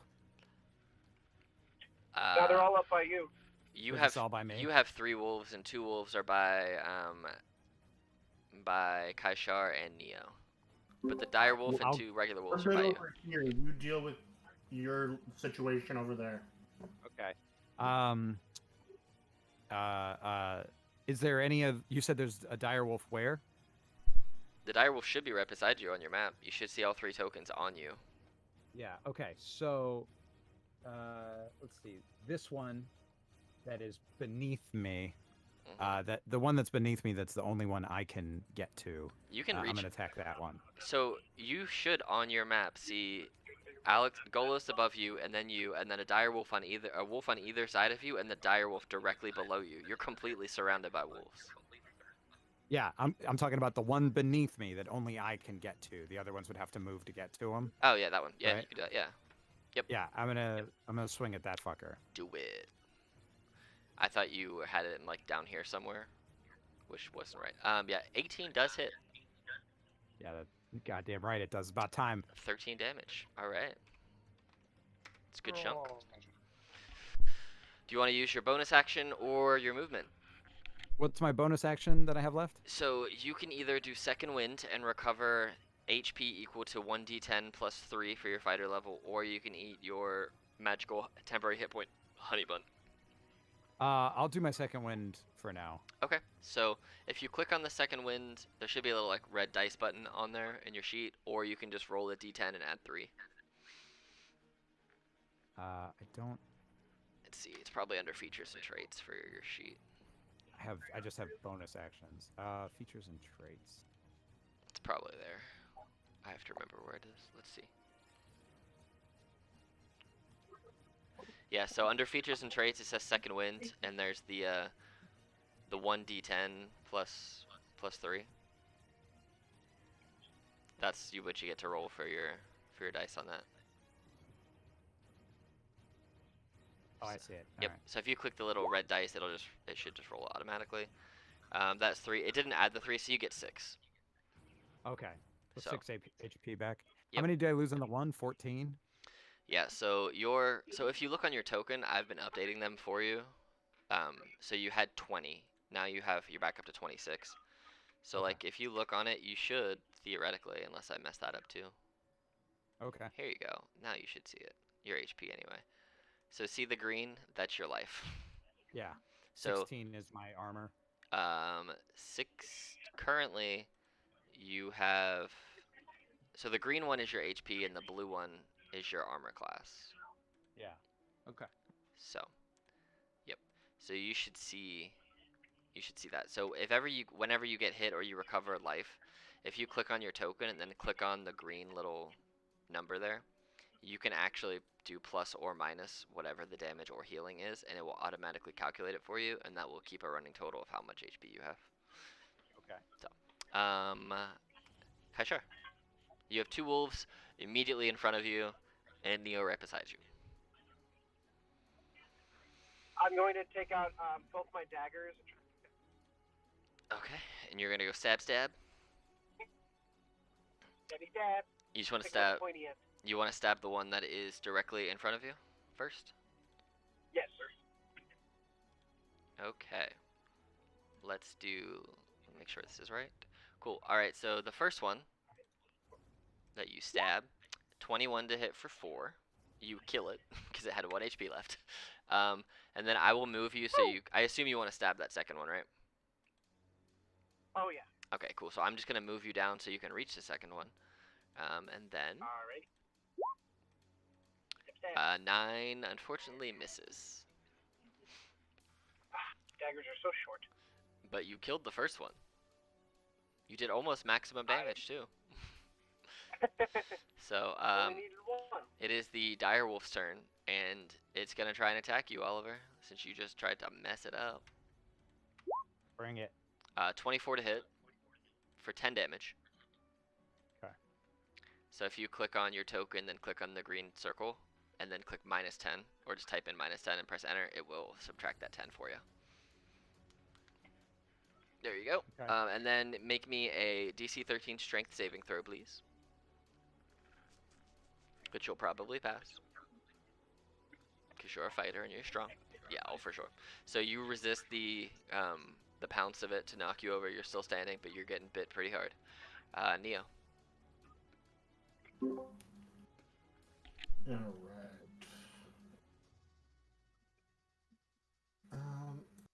Yeah, I don't need to move. So.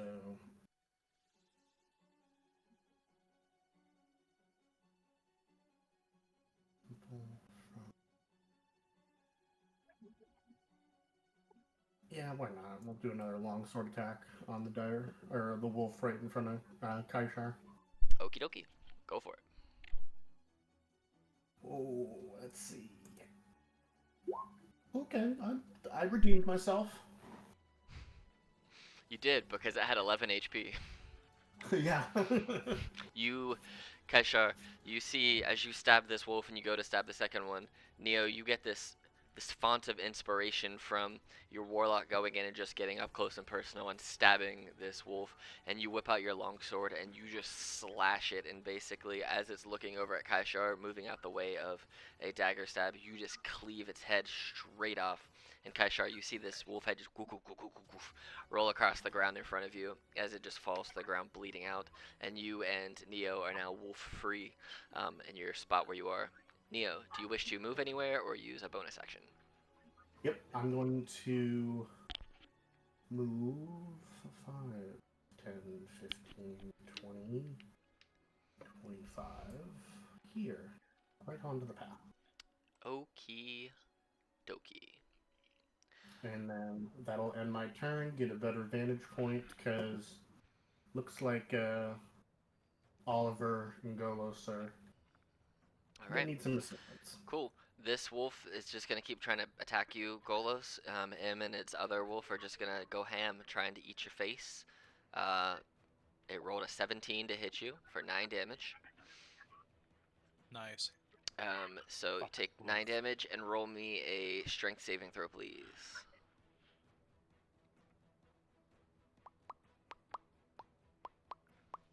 Ooh, so you fail. So you're prone. Go ahead and subtract 9 from your HP, so I know that you're bitten. On your token, anyway. Same thing, if you click your token, you click in the little green box, and then minus the number. That'll do it for you. Minus the number. That'll do it for you. Whoa, that's some big echo. You getting a big echo? For a second, then it was delayed, too. Hmm. Oh no, you took away all your HP. Don't do that. I can't help it. I don't know what's going on. You're at 8. So, you had 17 before, now you're at 8.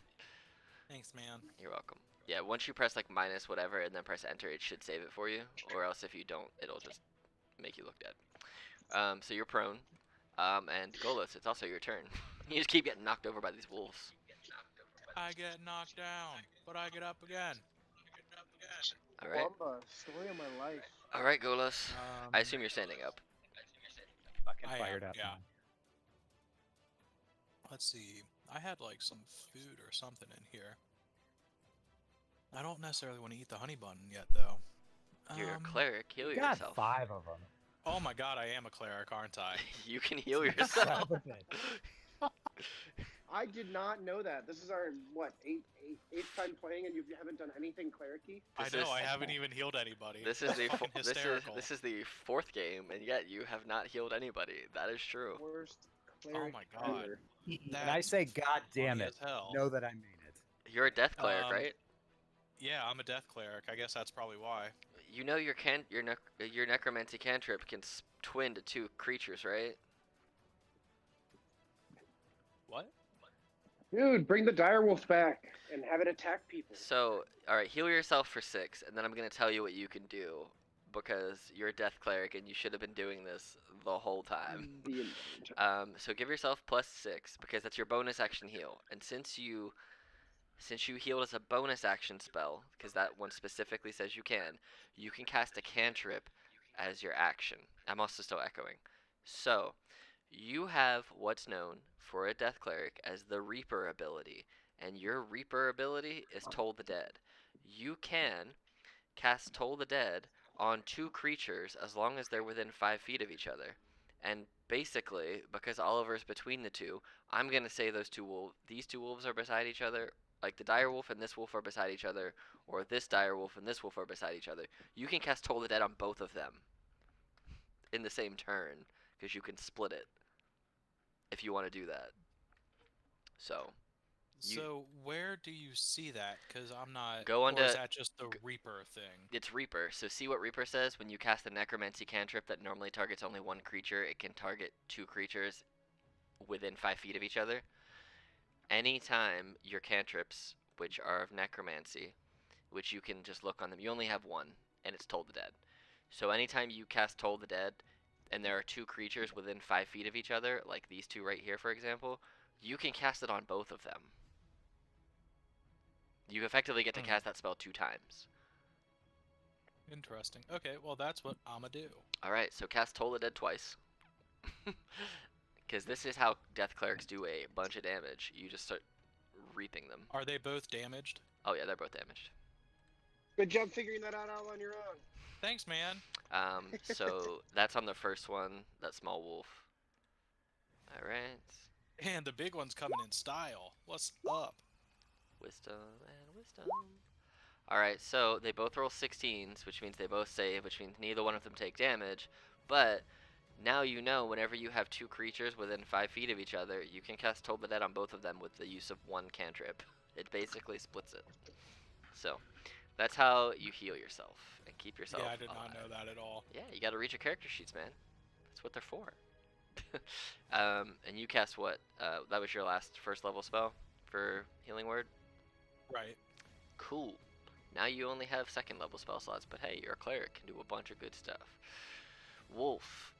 Alright, so you cast these, you made these bells appear, and they didn't really do much.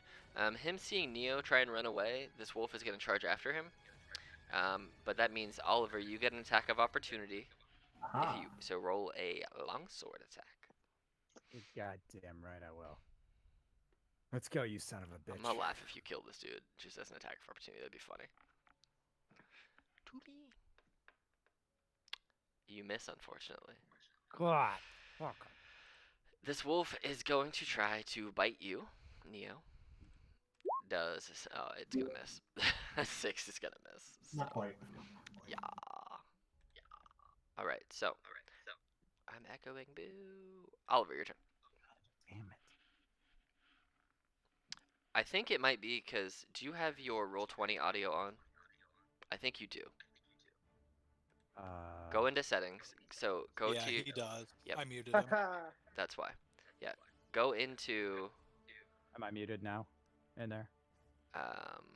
I don't hear any audio. Well, I do actually. So go click on the settings. It's so you just In it's Roll20? yeah. So over where like the chat bar and stuff is, where you see the rolls coming up, go to the top and you should see a bunch of options. Click on the gear. And scroll down until you see it say I want to broadcast to others and receive from others. Both of those need to say nothing, disable, and press reconnect. I went to broadcast to others, nothing. I want to receive from others, nothing. And hit reconnect. Okay. And that still didn't quite fix it. Well, maybe it did. Nope, I still hear myself, but it's not as bad. So I had to download this AWB thing so that I could try to get your guys' shit on the stream, but I don't know what the fuck I'm doing. Just like It could just be if your speakers are too loud, your microphone might be picking it up and then sending it back a little bit late. That's also true. how about now? Is this any better? Yeah, that's better. I think so. Yeah. That's better. You can also Okay. turn on noise suppression, which will literally keep everything except your voice out in Discord. So that's possible to do too. So, Okay. but that's right beside like the hang up button, the disconnect, the little like up and down lines. If you click on noise suppression, if you turn it on, it should knock out everything that's not your voice. So. Yeah, but that's the problem is I don't want to. So I have noise suppression turned on. And No, I don't it will. want it on. It will suppress the noises from your background, not anything that you're here. They won't. it'll suppress anything from your outward microphones. Like my recording still picks up everybody's voices. It doesn't pick up, however, my dishwasher running. It picks up my voice and the music that I'm playing and all the voices. Gotcha. But it doesn't pick up the other stuff. Yeah. The issue is my OBS hasn't been picking you guys up. We can try and figure that out later. But for now, it is your turn. Yeah, whatever. But it's your turn still. Still my turn. Yeah, because you haven't had a turn yet. You haven't done anything because we went in and done it. Yeah.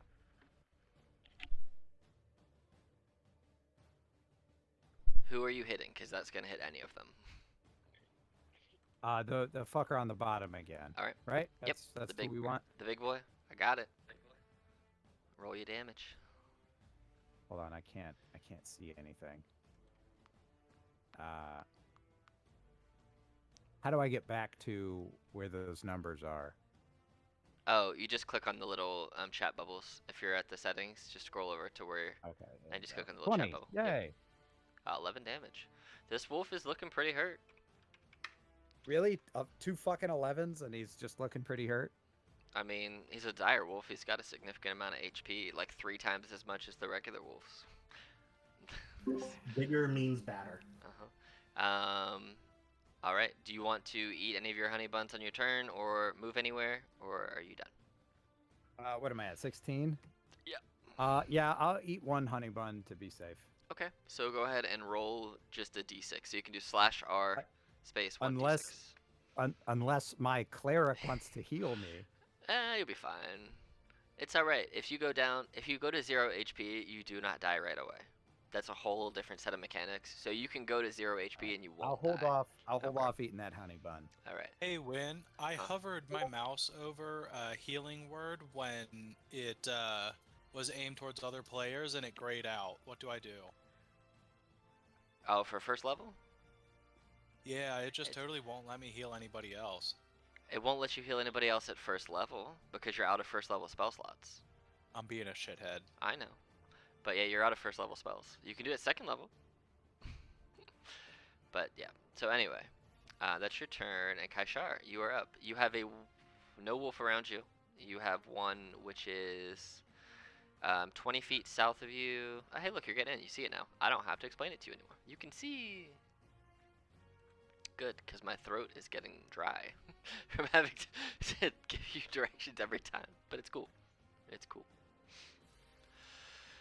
Also, I don't think I have to roll for you anymore, right, Pete? Maybe. I think Pete's muted. No, he's not muted. I just can't hear him. Oh. There he is. Alright, Pizza. What do you want to do?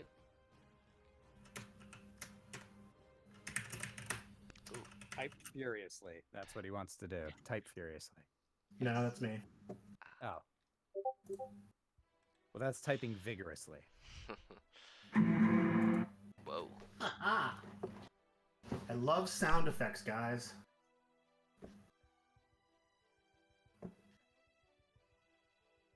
What do you want to do, Pete? I don't Apparently think wants to do Eldritch shit. Blast. Alright, Alright. cool. He can't hear. So he's gonna Eldritch Blast the wolf that is in front of Neo. Eldritch Blast. He rolled a 17, which does hit, for 2 force damage. Alright, and he's probably just gonna probably stay. Make sure you can see. Yeah, you can see. He's gonna move up there a little bit. Direwolf. It's just gonna keep trying to attack you, Mr. Man, who is fucking it up. A 14, which I think misses. Because it needs a 16 to hit you, so it misses. Neo. Yeah. Yeah, you didn't get hit for 11 more damage that time. Neo, you're up. Fuck yeah. Don't need no honey bun. Alright. So, is the larger direwolf in a straight line to me, or? Yep. It is. Alright, so it's still okay. Then we're gonna do. Tasha's Caustic Brew. Got it. Alright. DC 13 dex save. Direwolf dex. It fails. So it takes 5 damage. Oops. And it has acid on it. Acid takes 2d4 acid damage at the start of each of its turns. Oh, it has to use an action to throw it off, right?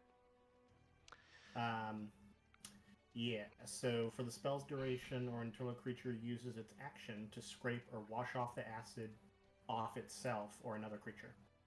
It's gonna try and lick it off. So yes, Got it. Needs to make an action to get rid of the acid, not 2d4. Okay, cool. And that is a concentration spell, so you're gonna have this little green bubble on you, so I know you're concentrating. Do you wish to move anywhere? No, I'm feeling pretty confident that Okay. I probably should move because there's a wolf right in front of me, but we'll deal with that in a moment. All right, this wolf is gonna try and bite you, Golos. It misses with its 7. It doesn't pin you to the ground this time. Golos, it's your turn. I'm gonna do well, how bad is Oliver looking? Oliver's I'm looking at okay. 16. Yeah, he's looking all right. I'll I'm gonna survive, do Toll the but, Dead on the other two then. Okay, cool. So roll both your Toll the Deads up.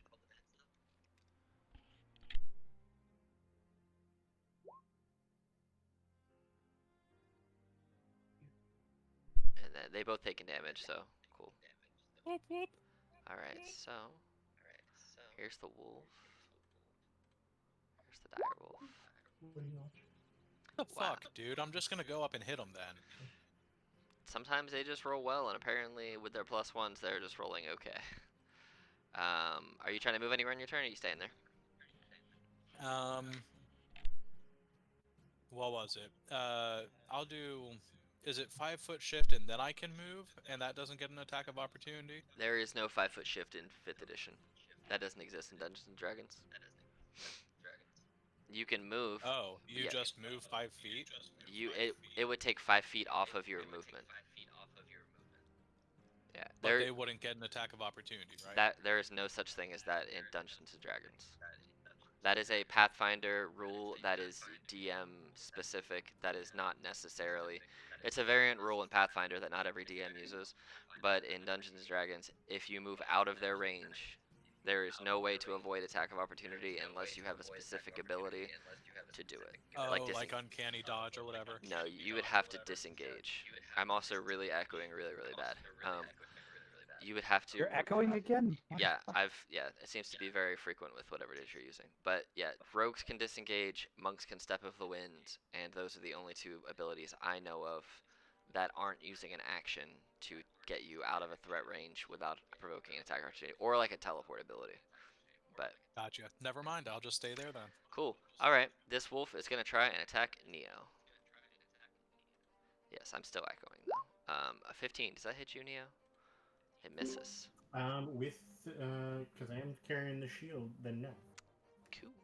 Oliver, it is your turn.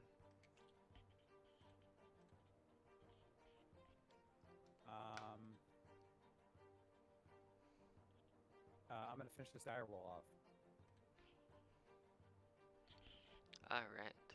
Oh yeah, I did Can y'all not hear me? Yeah, yeah. I did not upgrade your armor properly on your token. I had you at a 16, not a 19. Jesus. Oh, might have saved me a hit or two. No, Oh, well. Neo, not Oliver. But yeah, I'm still echoing, but we'll figure that all out later. But yeah, it's your turn. I'm gonna finish off this dire wolf.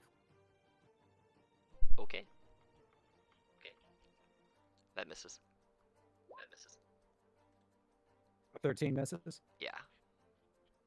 Okay. Kaishar. All right, can you hear me now? Yep. Okay.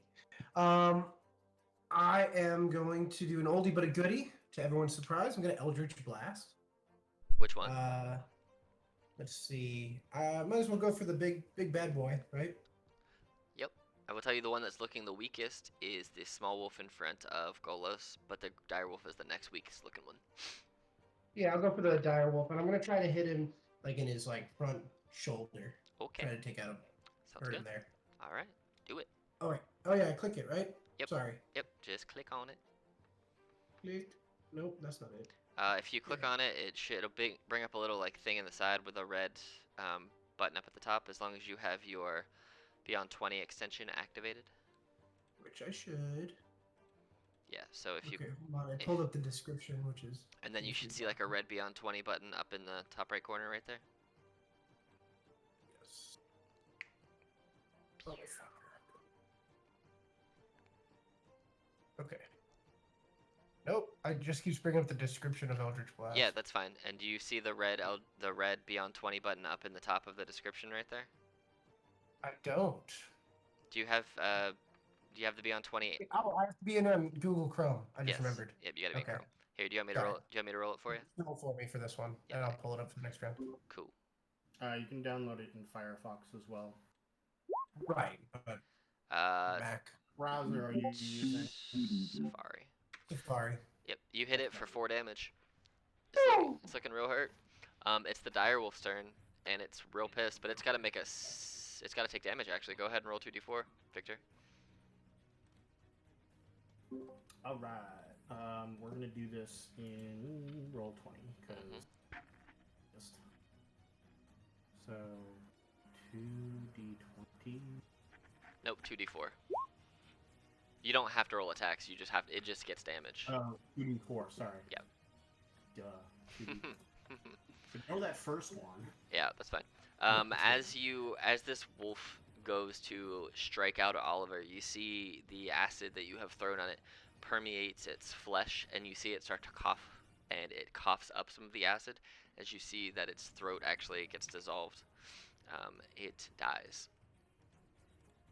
So it's dead. So it doesn't have a turn anymore, and you can't concentrate on a spell that's not affecting anybody. So your concentration's over, and it dies. So Neo, it's your turn.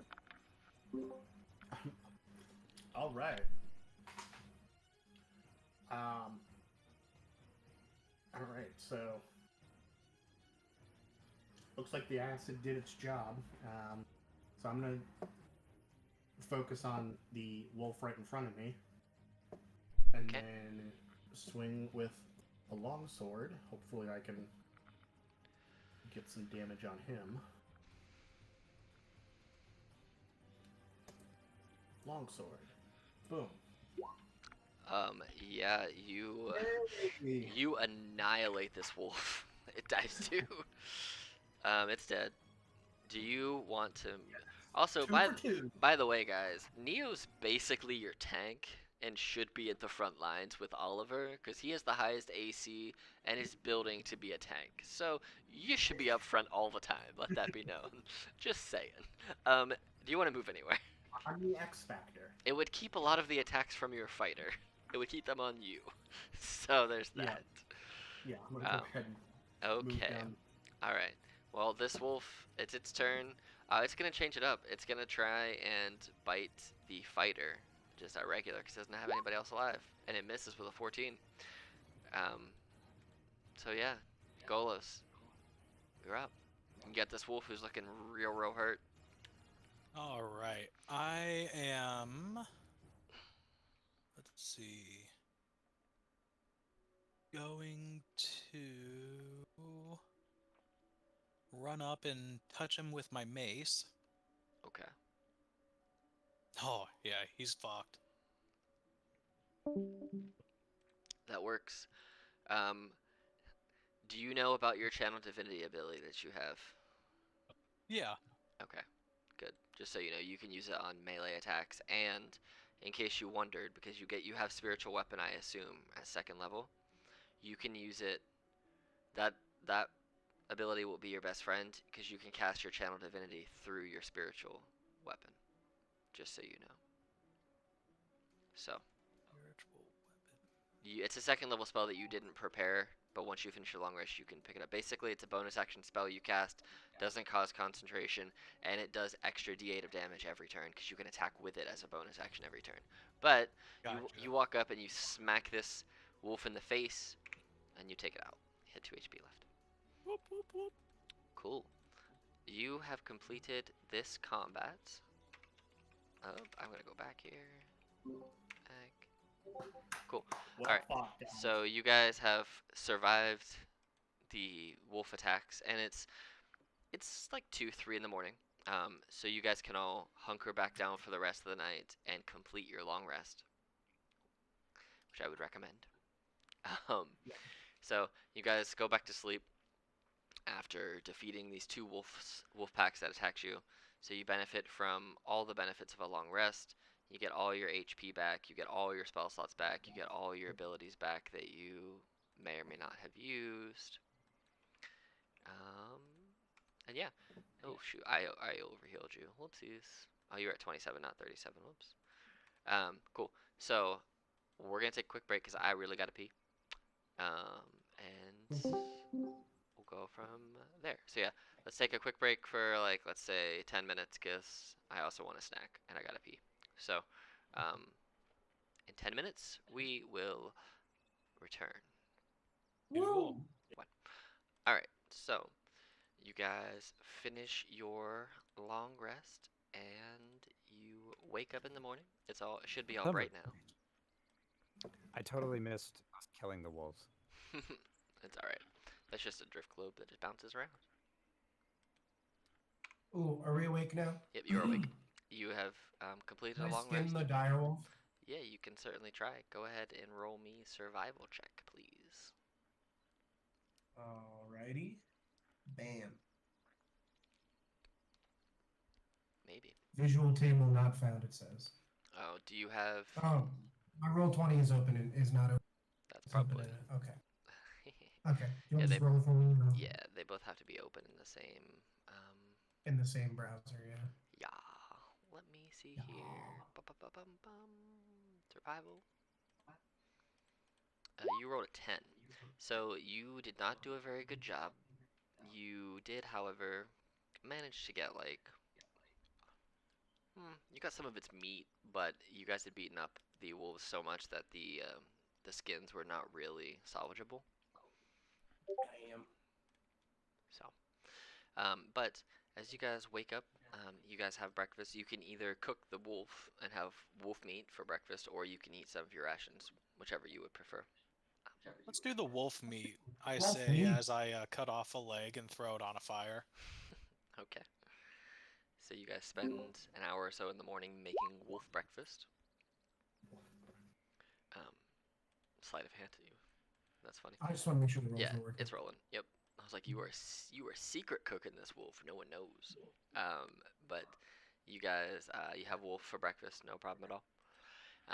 And as you get ready for the day, have breakfast, you continue your hike eastward on day. Basically, you're going into your first full day's worth of travel. About halfway through today, as you are walking, you're coming through areas which you see are definitely more traveled than others. Like they had told you previously, this is 100% a trade route between Sanwa and Cardin Dead. But you see posted on a tree a wanted poster.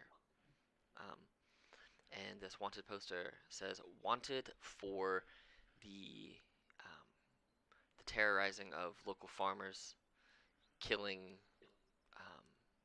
animals, kidnapping people," and it goes on to describe a creature that has a human-like face, large lion cat-like legs, and dragon wings and a tail.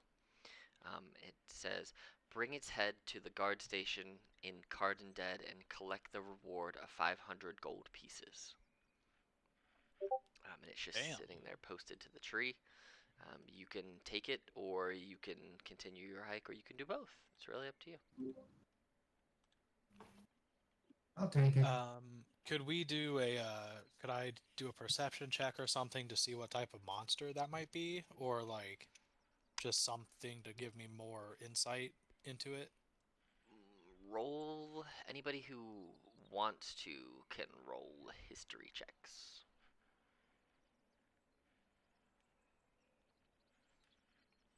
I am extremely knowledgeable. But are you, though? No. think hard. So I needed to let Jorah out. I'm back.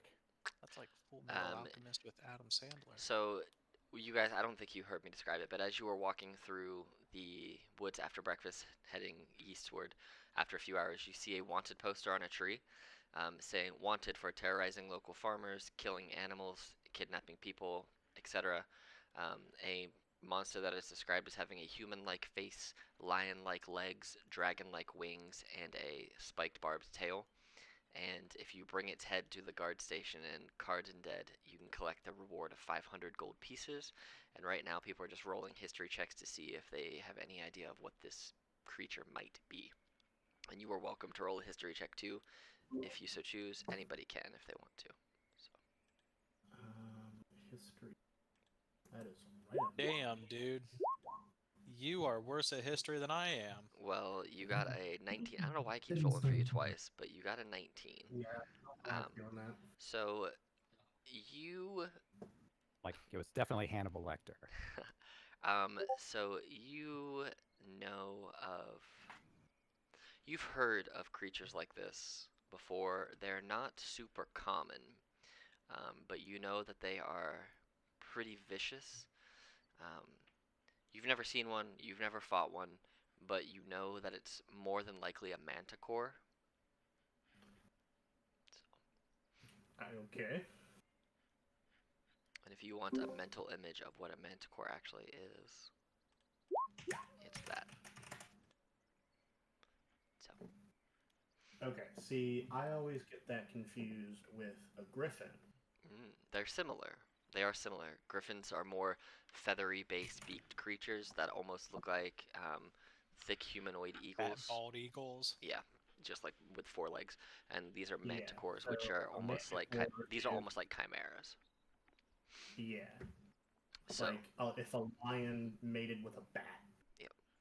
and you found this posted to a tree on the way east to Cardindead. So you could probably put two and two together and assume it's probably somewhere on the way there. You could try and track it if you want to see if you can maybe find it, or you can ignore the post and tear it down so nobody else can get the money, or you can just leave it there. But you took it, so do you guys want to try and track it, or what do you want to do? Head to the city for another week, or what? Kind of want to go get it. Let's go get it. Okay. Yeah. You can We can update that wanted poster. It's gonna have a bottomless dead stick in its face. if you guys all want to either roll survival or perception checks, whichever one you would prefer, to see if you can track it. See if you can find tracks. Because this thing does have feet, but it also does have wings, so Woohoo! not bad. I am useless. Sorry, which one? Either Which one am I rolling? either survival or perception, whichever you would prefer. Let's roll survival. Okay. Yeah, so with your, wow, you guys rolled the same numbers. That's kind of funny. So with your two 15s, you, based on the description that Neo gives you, and you're focused now on kind of the description that's on the poster and the information you have, you do find a couple of spots where you see there are claw marks in trees and blood on those claw marks, almost like something was bashed into a tree and something slashed at it trying to end whatever it was that it bashed into the tree. And you can follow. There are some droppings of blood, few and far between, but you can keep a good enough eye out since you're focusing specifically on them to find a trail. It takes you 2.5 days following this trail, but you don't lose it, and the weather kind of keeps. And so for the next 2.5 days, you're following this trail. It kind of goes off the path a little bit, so you end up going more north than you probably anticipated, more north-northeast. So you come off the trail for probably 8 hours off the trail itself, but you do eventually find where the trail leads, where this blood trail leads, should I say. And you end up here. You end up getting close to this building. There is no, so all of these black lines around at the edges So the way this house is set up, this facility, is there is no ceiling. It's like the walls are starting to crumble, kind of like how it is up here. There seems to be some of the walls a little taller than others. There's some that are 10 feet tall, some that are 5 foot tall, but there's no roof. It seems to have been destroyed. You can go in and you can explore. Everything that you see on the map is what you can see. There are multiple rooms here. Like I said, no ceiling. There is a kind of rickety bridge that goes from here to here, which leads up about 25 feet. And there is water surrounding it, so this looks like it may have been like a fort of some sort at some point, but it's definitely not seen use for some time. Taking a quick look around, do I see anything that might help us if a battle breaks out? What specifically do you think you want to be looking for? I guess any, like, if they have like a ballista or something where I can like reach out and touch it if it starts to fly. There doesn't seem to be anything usable as far as like ballista or like ranged armaments that might be of use. At least Any from the traps? outside. You can go ahead and roll an investigation and see if you see any traps. Dude, I see shit. Jesus. No, you don't find any traps. You see, there's mainly just like I said, just the water around the edges here, the bridge leading up into this fort, and just the general natural surroundings. So, I mean, you can Do we see know that there are if- other like animal tracks and stuff that have walked around here, but just like small animals like deer and maybe a small bear or two, but nothing that's like. I'm gonna nudge Neo like closer to the door. What were you asking, Pete? Do we know if this is a intelligent creature or if it's like an animal? Let's see. You would know from the best that Neo has heard. It seems to be more of a monster than like an intelligent being. Okay. Yeah, so it's basically just going to, if it wants to, it's going to react, and it's going to react. But you don't know it. Like you know it has some type of intelligence. You just don't know how much. You know that it does have the ability to communicate in some way. You don't know exactly how, because none of you have ever met or seen one or encountered one. So. Gotcha. I mean, the Manicore from Adventure Time speaks common, so throwing that out there. Well, you don't know that in game. All right, so let's send our tank in first, I think. All right, so I'm gonna get ahead and walk up this rickety bridge, and then just being aware of my surroundings. Make me a dexterity saving throw or die. No, I'm just kidding. You make it up. You make it up the sure my bridge. comrades can Yeah, follow. you make it up the bridge. The doors they don't look like they've been used in a while, but with a little bit of effort, you can push them open. Okay.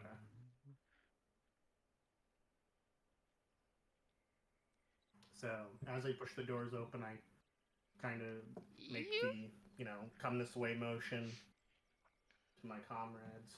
Yeah, and you have all the sunlight of the day, of the late afternoon of the day, just kind of coming down. It is a partly cloudy day. It's pretty temperate, but yeah, it doesn't look like this would be the best place to stay if you wanted to stay dry, because there's no roof, so you would get very wet if it rained. But it's well built. It's got a solid foundation. So is this? That is a dead body, yes. Oh, nice. Can I go over and investigate it? You absolutely can. Roll me an investigation. Or was that the 6 that you rolled? No, it was the 9. Okay. The 6 was from earlier. So with the 9, you see that it has you see that it has like a couple of spikes in him, like almost like natural spikes, and like slashing marks across his chest. Can I take one of the spikes? You can.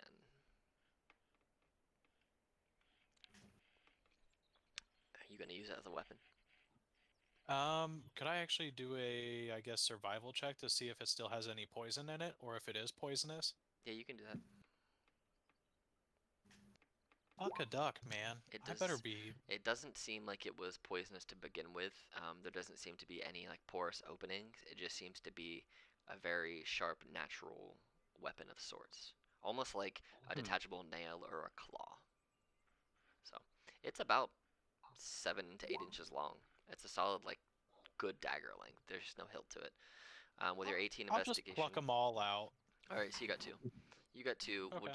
You can add 2 darts to your inventory because that's effectively what they are, just darts. Um. So what are you looking for specifically? Yeah, so I want to look at the body and see, does this look like possibly a villager? Where is there anything on the body that could determine where or who this is? It just seems to be He's got really calloused hands, and his skin's looking pretty leathery. So it's a laborer of some sort. There's no type of identification or anything on him. His clothes are pretty torn. He's been his body's very cold and his blood's pretty coagulated. So he's been dead a decent amount of time, but there's no way that you could tell specifically where he's from. But he does look like he is an outside laborer of sorts. So whether that's a farmer or whether that's someone who has worked on sailing rigging for a while, or Can someone who I does stuff like that. do a medicine check and insert a probe into the body's liver and then check liver temp in order to determine TOD? His body is ice cold without even Okay, sticking it. so- He's been dead for days. He's starting to he he has his innards. Is there a smell of decomp? There is, yes. Okay. So up here, Oliver, you see that is a skeleton. It looks like the bones have been picked clean of sorts. And you also see when you're walking over here, this is almost like a nest, kind of like hay and stuff over here. And that should be there. That's some bones too. Oh, wrong button. I made the bones disappear when they shouldn't have been. Can I loot either of them, or are they straight up like picked clean? These are just empty ass bones. There is nothing on them. Yeah, this is just a skeleton that's been it's been eaten and chewed on. You see some teeth marks in the skeleton itself, in the femur and the ribs, and over here this is just like bones of some type of animal that looks like it could be that of maybe a cow, because the skeleton itself is a lot larger than a human skeleton as far as like length and whatnot. But you can go and check out and see if you want to figure out the specific type of skeleton. But either way, it's a dead, busted up skeleton. It ain't here no more. No, I'm good. Okay. Kaishar, you see over here a staircase which does seem to go somewhere downstairs. You can't quite see what's down there. You do see a little bit of light, but not very, very much at all. You have like the smell of almost like must that's kind of blowing up from down there. It's not like a continuous breeze or anything, but it's like the light wafting of must that the breeze that's up here catches and brings up to your nasal passages every now and again. And Oliver, you saw over here that there is some type of staircase. It looks like it goes up, but there's a whole bunch of rocks that have crumbled down. And as you look up, there's no second floor above you. So the staircase that may have once been there and been used for whatever this facility may have been is now just a broken up, crumbling pile of debris. That's all right. I was gonna say AGL boys, always go left. You guys want to clear this cellar or whatever's downstairs? Yeah. Sure. What is your guys' If passive there's nothing else up here. perceptions? My perception. Your passive Mine perception. is a 13. Okay. How do I know what a passive perception is? It's under your saving throws. Where's that? So On the left-hand side. Okay, of yes, the, it is 10 for me. on the left-hand side. Yep. So you Mine is 11. 11. Okay. All right. So the highest one of all of you is a 14. You said. Mine's a 13, so 13. I don't know if anyone else has higher. What are we checking? Passive perception.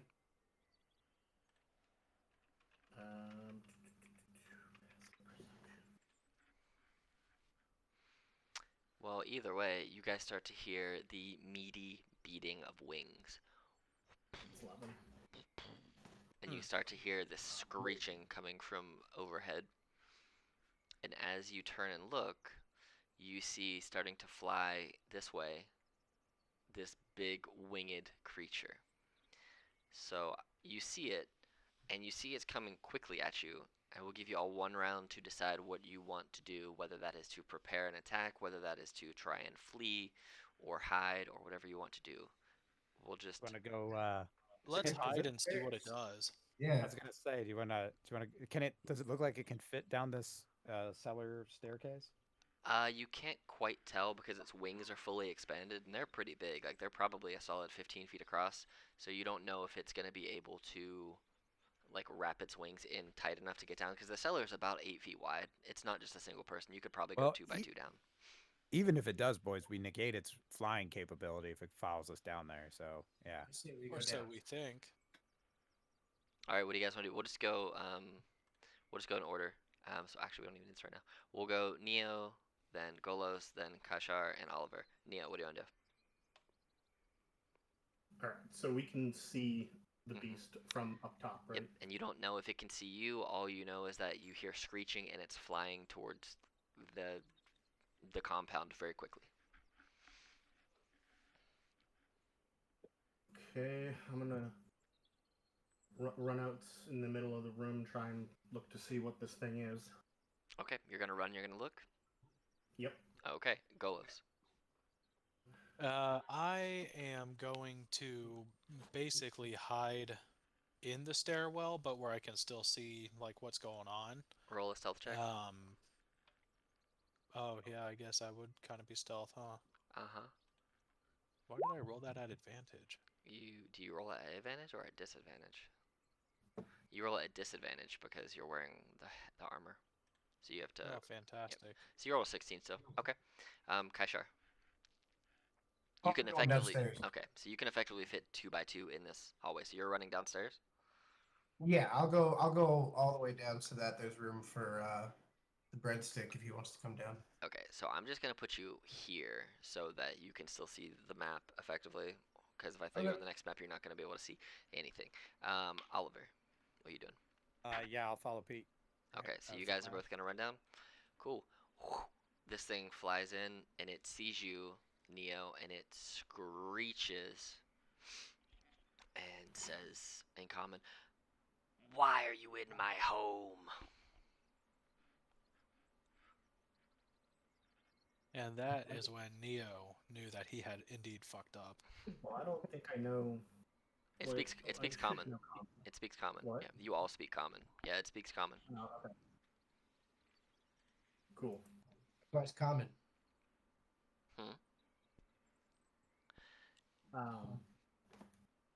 Yeah, I look at the beast and say that there's we're just a group of wandering traders. We mean you no harm. Roll a persuasion check, and it will roll against your insight. Against your roll Okay. against its insight.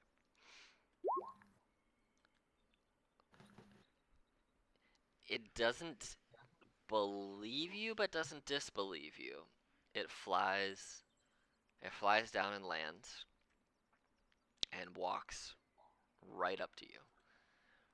While this Can we still hear him from the base of the stairs? You heard it screech down to Neo, and Neo say something. You couldn't quite make out what it was because you guys are effectively 15 feet underground right now. Golos, you would have heard what he said because you were effectively at the doorway. Oh, so what's he saying? Yeah, what are you three doing while this, is a manticore now? While this manticore is, I ask, go ask him what he's saying. You know what's going on up there. I'm not gonna say anything. I'm just gonna give Pete like the, finger to the mouth, like shh. Okay. This manticore is doing that thing that big cats do when they stalk their prey, and they just walk around them in circles, trying to keep them on their toes and kind of keep them off balance a little bit. And it says to you, "Are you alone? Did you come to pay me a visit? Or why have you come? There was a note in the forest. Oh, We- fuck. What? No, it's you. Uh, Keep going. Yeah, there was a note in the forest, and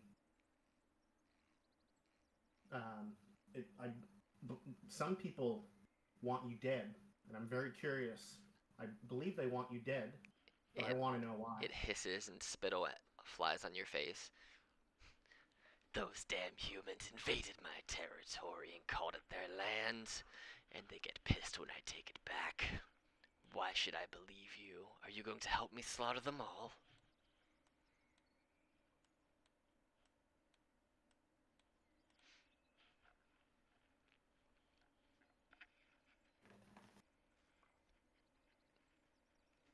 He just looks over at Pete and I, giving him encouraging thumbs up. What do you say, Neo? Yeah, trying to think ahead here.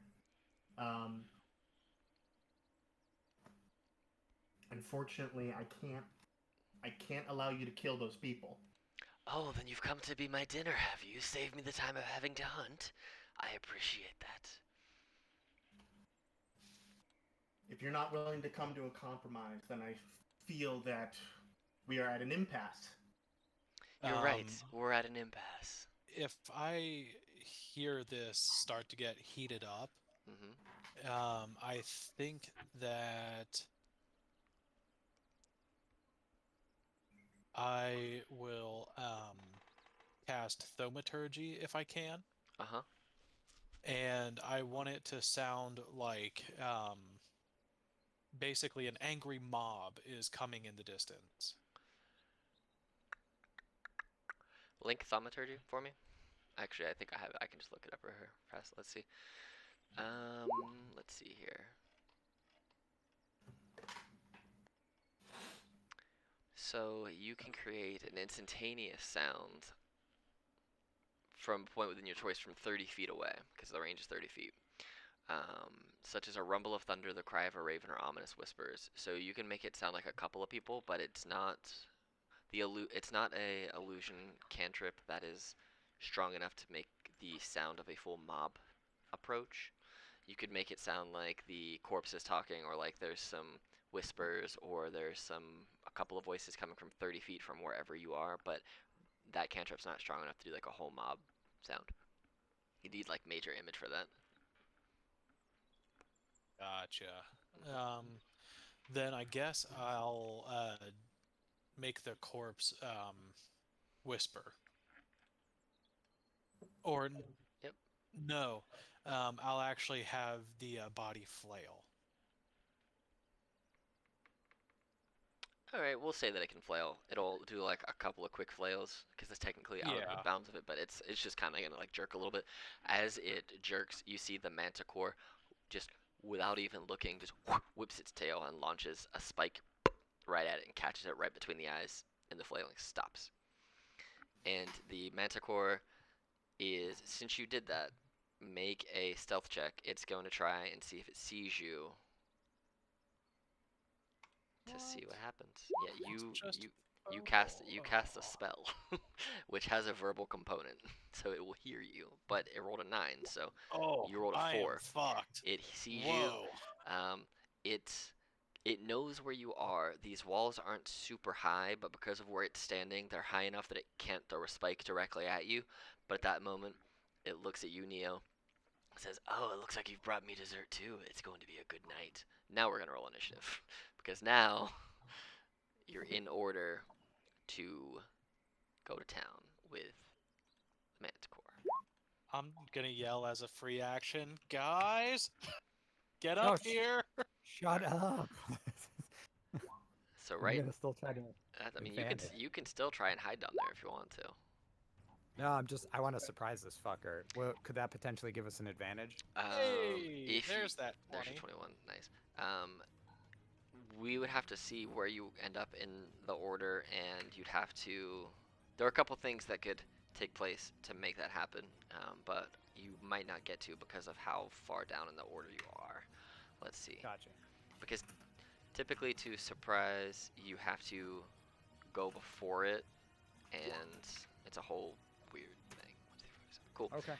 Okay, so Golos, you're up first. All right. Let's see. So, since I actually have all of the spells and shit back, Mm-hmm.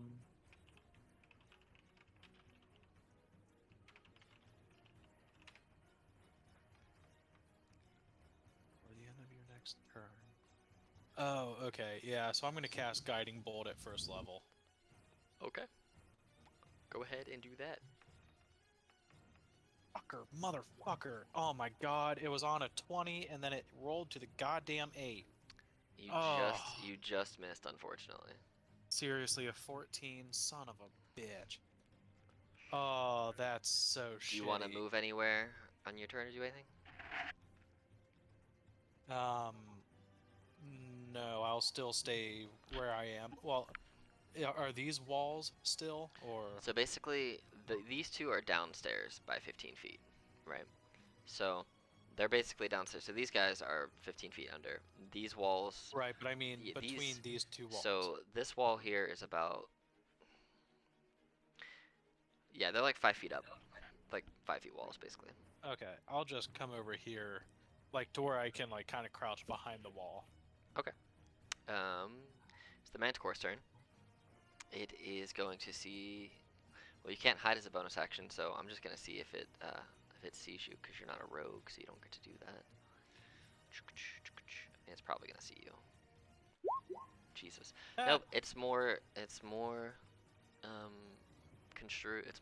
entertained by the meal that it has in front of it. So it's going to take 3 attacks at you, Neo. It's going to take a bite attack and 2 claws. So the bite, claw. Oh my god. Bye, Victor. It was good knowing you, dude. So you only take 10 damage, because that's the only one that hits. So. That's what you get for being a Leroy Jenkins out there. And it's going to fly up 40 feet, which also gives you an attack of opportunity, Neo. Motherfucker. Alright, so yeah, we're gonna do Firebolt. You cannot cast Firebolt as a reaction. You has attack of opportunity. You have to do a melee attack unless you have Warcaster, which you don't. So you have to use your longsword to attack him. Okay. You took that. Whoops. Damn, dude. 20 hits for 9. Yeah. Yeah. Okay, it's 40 feet up in the air, and it's basically gonna move. So like this side has a whole bunch of movement. So that was your attack opportunity. It's 40 feet up in the air, but right there. Oliver. You see this Manticore. Well, you hear this Manticore slash down on the armor of Neo after you hear Golos throw a spell at it. And you're 15 feet underground. What do you want to do? You don't have to so come this up. This thing's grounded right now? No, the thing's 40 feet up in the air. Well, fuck. Yep. But you don't know that because you can't see it. All you heard was him attack Neo. So. Yeah. I mean, I do have my crossbow. You guys can always run. That is also an option. Is that a suggestion or? I'm just giving you your options. You can come out and fight it. You can run into the basement where you guys are. You can whatever you need to do. Can I yell up to Neo to try to run to the basement here? You absolutely can. Neo, get your fucking ass to the basement so the breadstick can do something. Cool. Do you want to move further into the basement on your turn, or do you want to stay where you are with Kashar? Yeah, let's move further into the basement. Okay. So what I'm gonna do, because I have a map for the basement. So, and you don't have dark vision, right? I don't think you do. No, I thought I did. Or am I getting my other character? I don't think you do have dark vision. You're human. So. Would it be in description? It would be under special senses. So it's under additional senses. So where your passive perceptions and stuff are, right under that it says additional sense types, and if you have dark vision, it just says there are dark vision 60 feet or whatever. Oh, I just have languages, tools, Okay. weapons, and armor. So I assume every character that's not that doesn't have dark vision uses like a torch. So because that's how I think about things. So I'm going to do this. I'm gonna give me 1 second here. So I want to make sure I can copy this right because I've tried this before and it didn't work. But I am going to copy. Theoretically, this should work. Maybe if this Roll20 wants to load, I'm gonna put you where you come down, just like right here. And then I'm updating your lighting real fast here. We're gonna say you have a torch, which is this and this. Save, and let me know if this works. Let me find you first. All right. Did it bring you? Oh, damn! It didn't bring you to where I need you to be. Hold on. Damn. Didn't do it.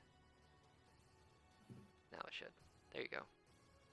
You should be independently on a different map. Are you on a different map?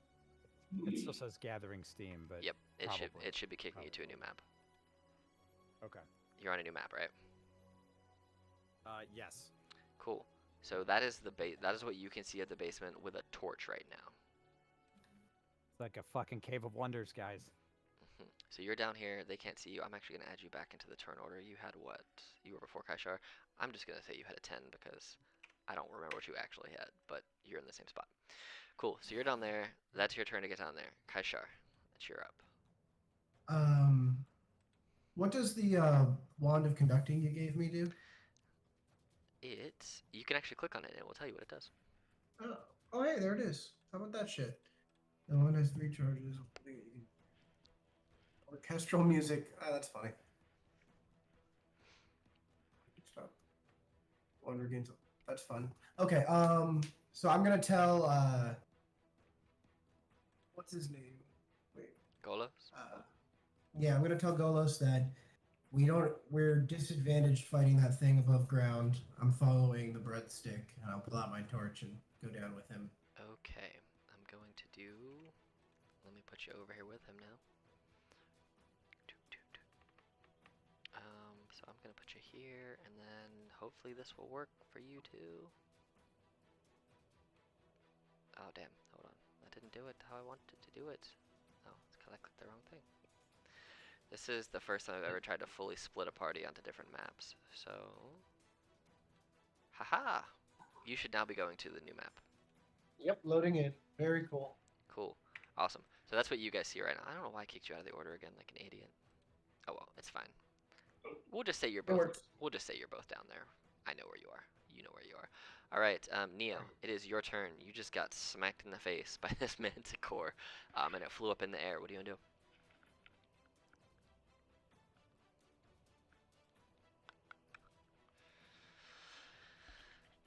Neo, what you wanna do?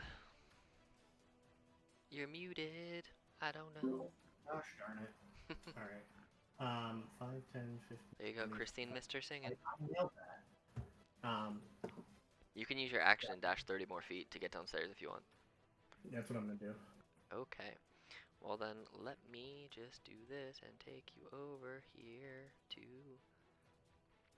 You also don't have dark vision, right?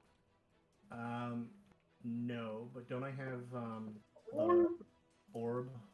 I think Alex technically has possession of that orb. So what I'll do is I'll give you torchlight, and then once you're all down there, I'll just toss the thing there. So you are also down there. So, cool. You see Golos. He runs down the stairs following the party. And it is your turn. Yeah. You also go downstairs. I'm gonna fuck up the manticore, dude. Go for it. So, well, first I'm gonna kiss Annie goodnight. So give me a sec. Haha, isn't that sweet? Wow, that's a role-playing game for sure. Okay, so what I'm gonna do is how far down are they? 15? They're all the way down. You don't know how far, but you know they ran down there. That's fair. So, I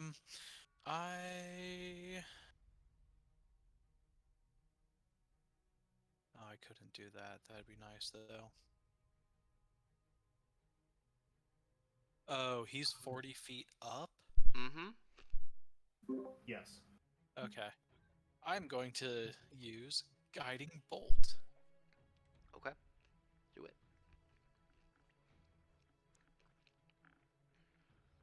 Yes! Eat shit! Okay. So 14. Okay, so since you're the only one up here fighting the Manticore. Whoa, whoa, whoa. That's not the end of my turn. Mm-hmm. I know. I'm then going to go downstairs. Okay, so you were here, right? 5, 10, 15, 20, 25, 30. Okay, that's No, fine. I was right here. One down.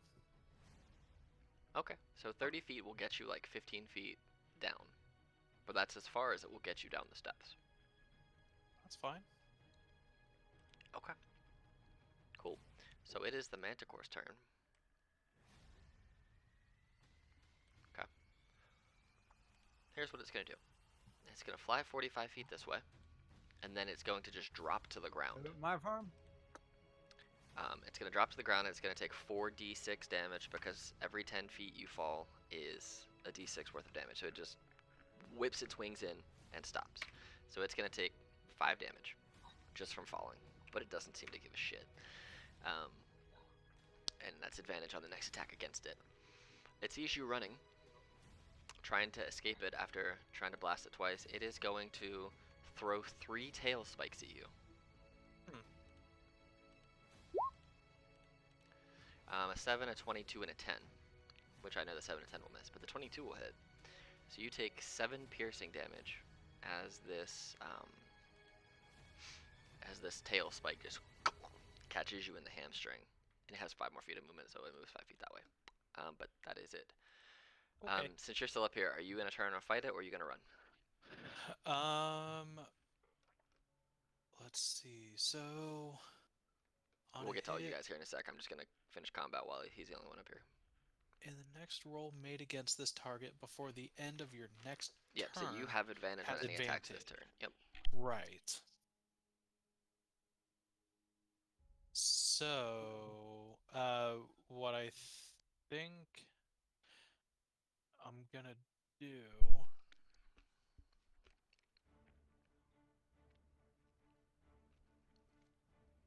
is,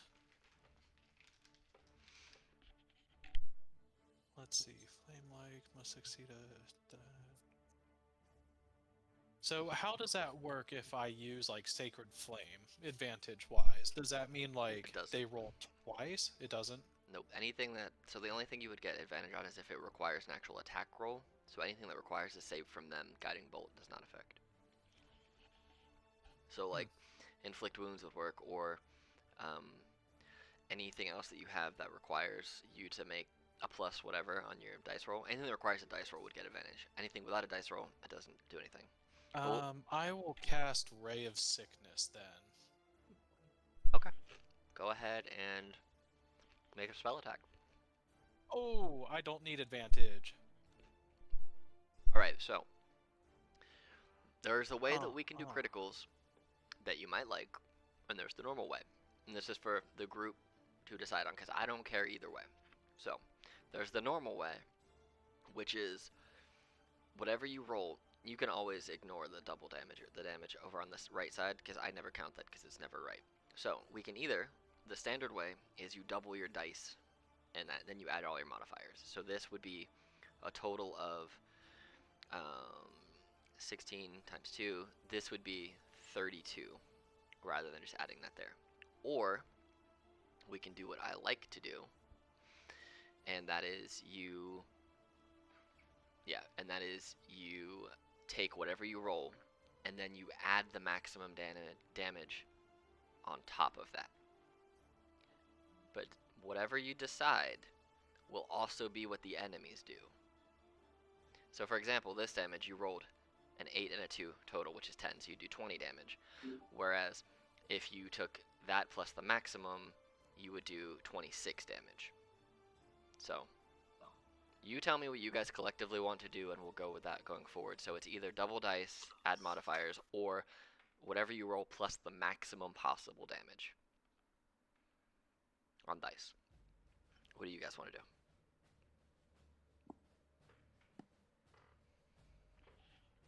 I mean, I'm 50-50 on it. I've never played, so. What's the easiest method? I mean, the standard method is you just double the dice. The other method is the one I like, is you take whatever you rolled and then you add the maximum dice on top of it that you have for that spell. You're the That DM. was tricky.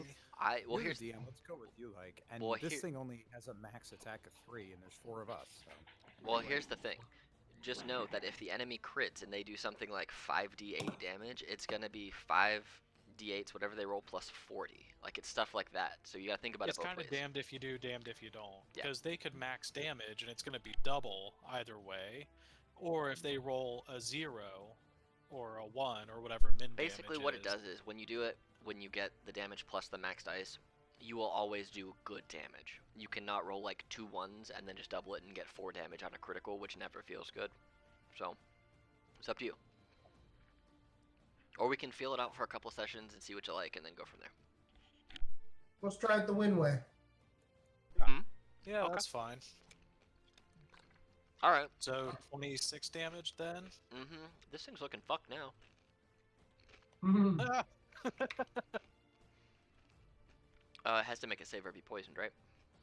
Correct. I swear, if you 1v1 this thing, and I got 22. So, it's not poisoned. Well, yeah. Is it bloodied? Oh, it's real fucked up. Nice. So you still have movement on your turn. Do you want to run Yeah, further down? I'm hauling ass downstairs. Okay. So let me do this then. I'm going to copy you downstairs with the rest of the gang. So now you have the choice of, I was about to say, should we come upstairs? We don't know what's happened yet. yeah, that's true. So basically, what you guys see now is... Here, actually, we might just be able to do this. I'm gonna try something here. See if this should theoretically work. I think players. You might get a reloading screen real quick. There you go. So you guys should all be downstairs, right? You can all see everything now? Yeah. Cool. Yep. Alright, so I will say, Alex, since you just came sprinting downstairs, you guys can have a quick, like, 3-second discussion of what you want to do, and if you want to fight this Manticore or not. Guys, Manticore. Very bloody. Need to kill it now. These look Works like for me. ledges. These look like ledges here. I don't really want to fight this thing on a ledge if I can avoid it. So basically, you guys came down some stairs, and this would come down some stairs behind you. So if you want to, because I think it's a cool cinematic moment, you can all pick one attack that you want to roll, and you guys can all just roll the attack at the same time as he's coming down the stairs, because there's no way this Manticore is going to be able to reach you in one turn, because it is big and it has to struggle to get down these stairs. You can all, if you want to, attack at the same time. Yeah. Including you, Alex. You guys can all just turn it bang and just like That'd be cool. death tunnel this. So pick one attack, whatever you want it to be, and if you want it to be a melee attack, Kellen, you can totally run up and slice this bitch. It's fine. Pick one attack that you want to roll, and just roll your attack on it, Yeah. I'm definitely longsword in this and bit. roll your damage too. Oops. My bad.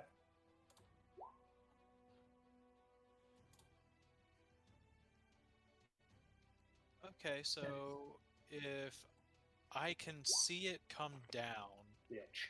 I am going to cast Hold Person on it. That won't work. I'll tell you that now.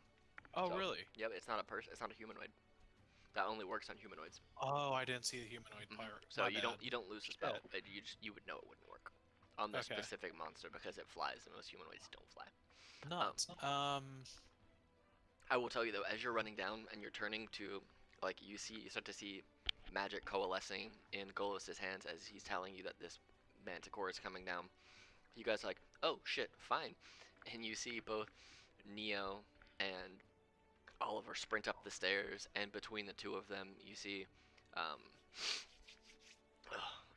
excuse me, you see Kaishar throwing an Eldritch Blast between the two, almost like it's leading the way for them. The two of them sink their swords into either side of its neck, and the Eldritch Blast hits it in the face, and just you just explode the head off this Manticore as it dies. Woo! Damn. Yeah, you pretty much fucked When us. you're here, Your family. I'm gonna run up and grab its head. Its head is like 85 pounds and bigger than yours. So, I will tell you that you alone, because I don't think, because you did 54 damage to it as a cleric, and the rest of you Holy did the fuck. other, and the rest of you did the other 14 damage to kill it. So, Wow. you guys made the right move running down the stairs, because this thing can do 3 attacks at a time and really fuck people up. But good job there. So I'm gonna loot whatever I can from it then, since obviously I am like the badass right now. That's funny. You can go and try to loot it. It doesn't have anything really on it. So, Anything of like I mean, you can grab a couple. treasure? It doesn't have treasure on it. You can grab a couple of its tail spikes if you want, or like a tooth. I mean Well, you something do- that shows that I killed So you it. do type need its deal. you do need its head. So its head is carryable. It's gonna be rough to carry it all the way down here, but you can leave it up there if you want. Or you can try and shove it into a bag. But you do need its head for the 500 gold. You do know that. Can we search for an area to hide the head up there? Yeah, absolutely. I'll say you find one because there's plenty. You went up there, you looked around, so you guys found a spot. You hide the head. The body's still bleeding out, and you guys should now theoretically be able to see this. So you guys all lit torches except for Golos, who didn't need to because they have this orb thing that they command. So you should be able to all see the orb and your own things, right? Yeah. Yeah. Alright. So okay, so we hid the head. Yep. No one's gonna come and find it and steal No. it and be an asshole. Okay. Nope, not that I'm aware of. Cool. Nice job. Yeah, good shit. Tank cleric.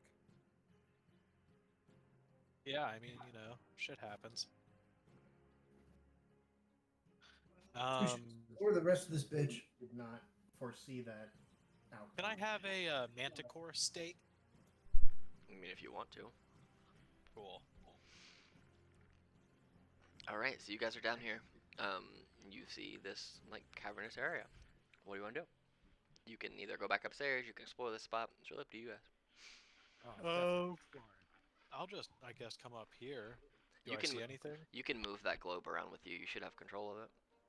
There you go. Whoa. You can move it. Do I see this? Yeah, you absolutely see that. Oh, there's a tunnel. Go ahead and roll a history or religion check. That's insane. History or religion? Probably. How the fuck am I a cleric and I suck at religion? Because religion is the intelligence skill, which always blows Well, my you're a mind. bad cleric. You rolled a 21 on fair. it, and you got a 13 for history. So between the two of you guys, this looks eerily similar to the spider symbology that you found in the cave where you rescued Sarah Fellbottom. And you remember that, Kaishar, you specifically remember that the floating tentacle-beaked brain thing that you were fighting was chanting in Abyssal to the queen of spiders, or the deity known as Lolth. And this looks So eerily similar. to remembering that, I'm gonna go ahead and cast comprehend languages. Okay. That lets you read stuff, right? Yeah, it lets me I think it lets you read. understand the literal meaning of any spoken language that I hear. I also understand any written language that I see, but I have to be touching the surface on which the words are written. Okay. So as you So I'm definitely gonna get up on this bitch and touch stuff. touching stuff. Nice. That's a t-shirt. Get up on this bitch and touch stuff. That could be taken the wrong way, so be careful who you print that with. Be careful who you print that with. So you see it says in Abyssal.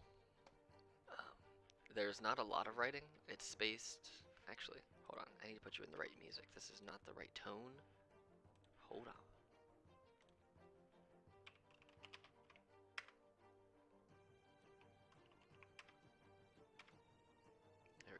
should be what we're looking for. Cool. So, as you spend some time looking at the abyssal writing that is layered around this circle in the middle, so there's not a huge amount of it because the symbols are rather large. They're almost the size of a normal adult palm. It says, "Lady of Chaos, Mother of Lusts, let this be your first doorway to join us on this plane." Get up on this bitch and touch stuff. And that's all it says. The rest of it is like destroyed enough that you can't make out what it means. Okay. Well, I tell the group what it says. Okay. Does anyone know? Does this sound familiar to anyone? No, it sounds kinky though. Anybody who wants to can roll a religion or a history check. Yeah, let me do it. And Kaishar, you can do Yeah, it at sure. advantage because you are reading this material. So you can just roll it again.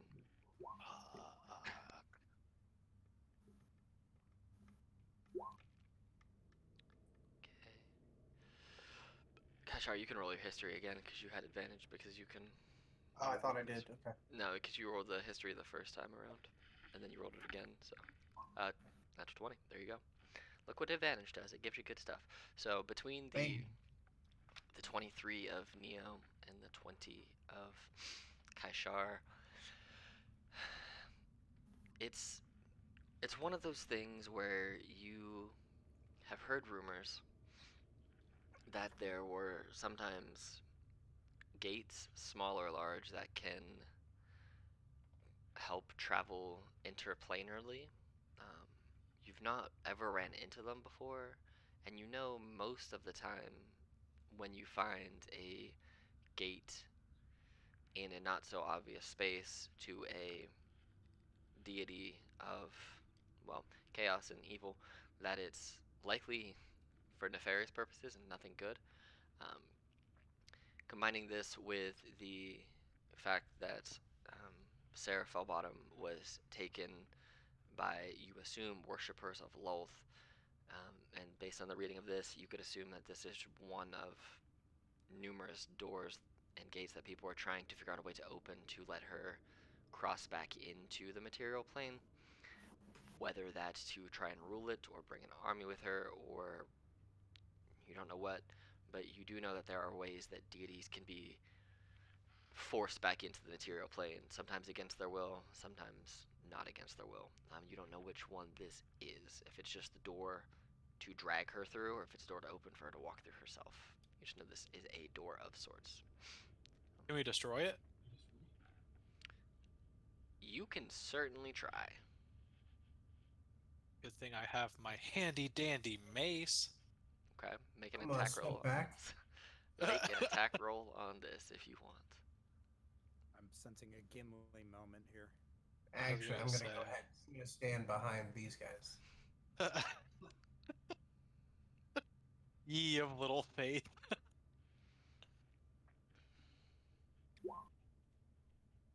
Little is very generous. Roll a Constitution saving throw at disadvantage, Golos. Oh, Jesus Christ. Fuck me. Oof. That's rough. And Golos disappears in a pile of ash. As you guys see Golos just roll up to this big metallic artifact looking symbol on the ground, he whips out his mace and he smashes out onto it, and as soon as his mace connects, you see his whole body lock up and freeze, like he is immediately stunned. His eyes roll back in his head and he falls directly onto his back, and his pupils are gone. His eyes are still rolled. Golos. He does not also seem to be breathing. Golos, as you hit this and you feel your whole body lock up and you get stunned, and you feel your head hit the ground, you see all the light around you disappears. You're in complete darkness. A couple of seconds go by, and you start to feel tremors around you. As you try and stand up, you find that you're stuck. As you try and lift your arms and your legs, it's almost like something sticky is holding you to whatever surface it is that you're stuck on. Oh no. And as the very, very dim light, as your eyes start to adjust to it, you see that you're not where you were. You don't see Kalshar, Oliver, and Neo, or Kaishar. You are surrounded by webs. You're on a web. You feel the tremors of something climbing across this web. And as you look, you see there is this woman, maybe? Definitely a spider of sorts. These legs on this spider, she's almost walking bipedally. These legs are easily 4, 5, 6 feet long. You see as she's walking towards you, 2 of her 8 legs are longer and sticking out the back. She has 2 that are kind of coming from her lower midsection, almost like giant claws, and 2 that are over top, almost like giant hooks. And she has a full anatomical abdomen of a female from waist up, with her humanoid arms, dark pointed ears, dark grayish blackish skin. And as she opens her mouth and she kind of chuckles, and she says, I see you've come to meet your dark mother. And she skitters up to you super quickly, and now she's over your face looking down on you, and you feel this spittle almost acidically dripping onto your face. As each drop hits you, it just sizzles. And you hear a voice in the back of your head, a voice that you remember, that you recognize. And it says, this is the only time I'm going to pull you back from the edge. And all of a sudden, you feel yourself being sucked from this web, and your eyes roll back forwards, and you're laying on your back on the ground with your friends looking down above you as you get the air back into your lungs. What an idiot. We were totally about to come after you, man. Was it some kinky shit? Was my body gone from this realm, or was it just my mentality? Just your mentality. Okay, so my body was still there. The there. pain of the acidic spittle melting on your face is still there, but you have no markings of it. So everything to you was very, very real, but your body, to your friends, was still here. Can I move? You can try and move, yeah. I'm gonna see if I can just sit up. Okay, yeah, you sit up, your body hurts, and it almost feels, you have that reaction where you thought you were going to be stuck like you just were a second ago.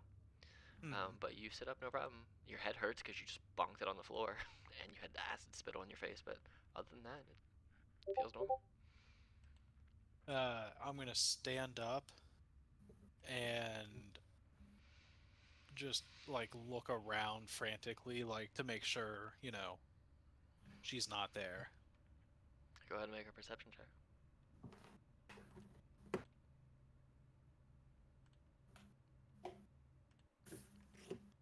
Bro, I don't see shit.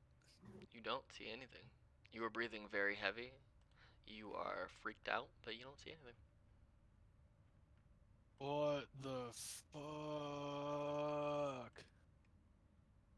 Happened. What? Where'd I go? What do you mean? You hit the statue and you fell down? No, I was in a web, like a spider's web. To you, Golos, that was a 5-minute experience. To the others, it was like 3 seconds. So to you, he just hit his head, was unconscious for a second, and woke up. But you had that full experience that was much longer. I saw her. Where'd she go? Who? The spider lady. There's no spider lady around here. He was just here. She spit acid on my face. Dude, And the voice in my head. They were here. One of you check to make sure that he's okay. He may have hit his head on the way down. I'm gonna check to see what this statue is all about. Don't touch it. I'm going to touch it, and I'm going to cast detect magic on it. I'ma back all the fuck up. So, yeah. You're casting That's detect. Spider-Man saying everybody gets one. You're casting detect magic on the. On this, what would you call it? Not a. Well, it's a statue, right? On the dais. Artifact. Yeah. Okay. So as you cast detect magic, there definitely is a sense of magic coming from it. And actually, I need to figure out. Let me find what the school of magic is real fast. So you feign aura, visible creature, object that bears magic, and you can learn a school of magic. Okay. So as you are, as you're looking at this and you're focusing on it more, you get that there is a sort of conjuration-based magic from it, and you don't know whether that is something along the lines of teleportation magic, or to go out, or if it's teleportation to come in. Okay. But you know that it is some form of portal, or at least it's the beginnings of one. The magic isn't super strong or concentrated. It's very light and very faint. Like whoever had been doing this was in the early stages of it and hadn't completed it. While he's doing that, I'm gonna be praying to my deity. Okay. And basically be like, I don't know if that was you, but thanks, homie. Okay. Roll a religion check.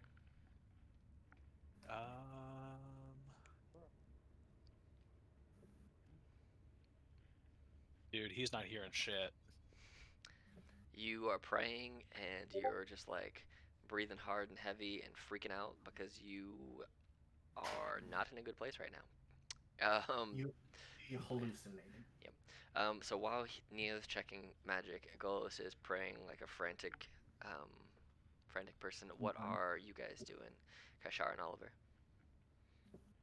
I'm gonna walk around and look for any more writing on the walls or anything. Okay. I'm gonna walk around as well, see what I can find. I see these stairs here. Yeah, so basically these little stairs right here, they go to this door that's at the top. This basically like 4 foot up. It's not super high, but it's just like a little elevated platform that goes into a door inside of these things. So there is a door there. So if you want to go in there, I can 100% put you in there. So Sure. As you go up, it's just that. It's just like a. It's basically a room that has like broken boards and wood and stone and stuff in there. So. Oh, okay. You should be able to. You should theoretically. There you go. Yeah. So anytime that you see something that has that little thing, it's just a door. Who's this? Who's who? The guy over there that's hiding. Yeah. Hello. You see him now, and now he sees you.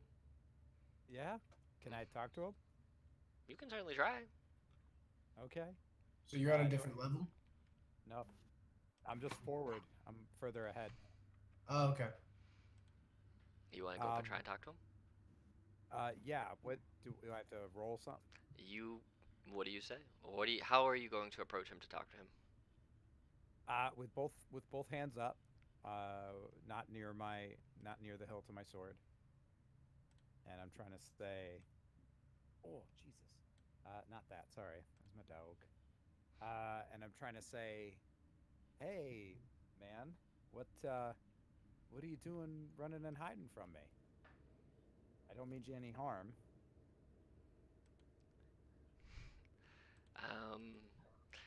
So let's see here. It doesn't understand any languages. So there's that. It doesn't understand any languages? It does not.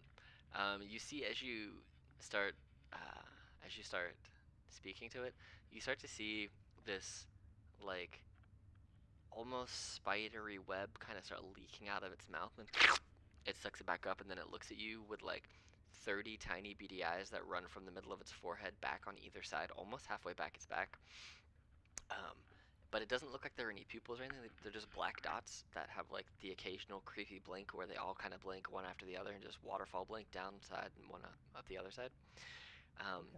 And it goes and just spits at you. It's gonna spit a adhesive filament towards you.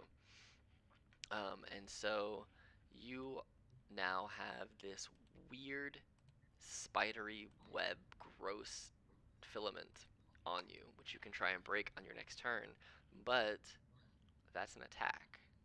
So he instituted initiative, so you guys are in initiative now. What you decide to do at this point is up to you, but you are in initiative, so roll me initiative, please.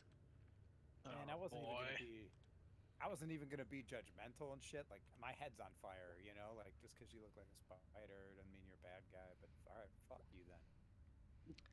I don't even know how you saw him. He was on the other layer. You shouldn't have been able to see him, but oh well. That's fine. I'm sorry. No, I don't know why I did that. It's not your fault. It is the token's fault. So everybody go ahead and click your token and then roll initiative. Oh, I think I know why. Oh well, it is what it is.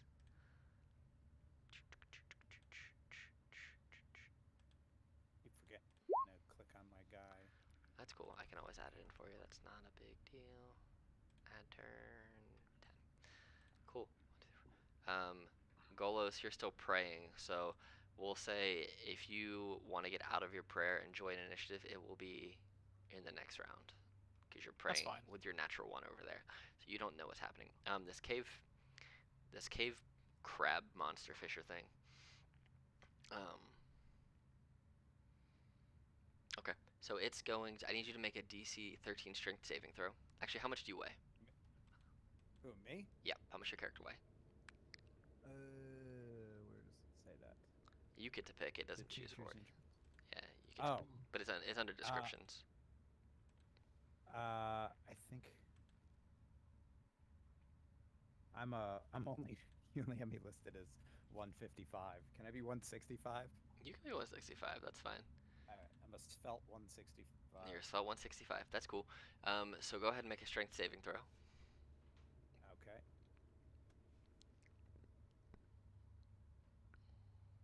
So you pass. As you pass the strength save, you feel that the filament that he spat out of his mouth to you, it's wrapped around you, and he tried sucking and pulling you towards him, but it doesn't pull you off balance. You feel it, and it's going to move 20 feet this way. 5, 10, 15, 20. It's going to move that way. Yeah, it's going to move there. Neo. All right. So I look up from the statue thing and I see whatever. What is this? It looks like this. A cave spider. Okay. It's like a scorpion cave spider thing. Similar in reality that looks like. I won't give you guys nightmares. So I'm gonna walk around the statue and hit this with some firebolt, because this does not look like this thing wants to be friends. Okay. Or it really wants to be friends. Yeah, but I'm gonna say let's see if it doesn't like fire. Misses. You go to launch this firebolt and it just bounces off of its carapace and smashes into the wall. Do you want to move anywhere else, or is that your turn? I'm gonna keep my distance a little bit, and then that'll be my turn. All right, Oliver. So you right now are considered to be grappled by this target. So you have no movement speed. So if you do attack, it's at disadvantage, and I think, let me double check here. No, you just can't move. That's it. So you have no movement speed, but you can try and break the the filament if you would like. Okay. Yeah, So let's it's do that. it's another strength. This will be your action to break free. So it Okay. is a DC 13 strength saving throw. But if you break free, you then have movement. So you break free and you have movement now, but you won't be able to attack it on your turn because you had to use that to get out. So you do have your movement though. I'm getting right up on this bitch. Okay. All right, and that's your turn then. Kaishar. Woo. Okay, so is this thing considered humanoid? You. I want to say give me an intelligence check, but you would know that it does not look humanoid. Have you looked at it looks to it? be a cave bug of sorts. So no.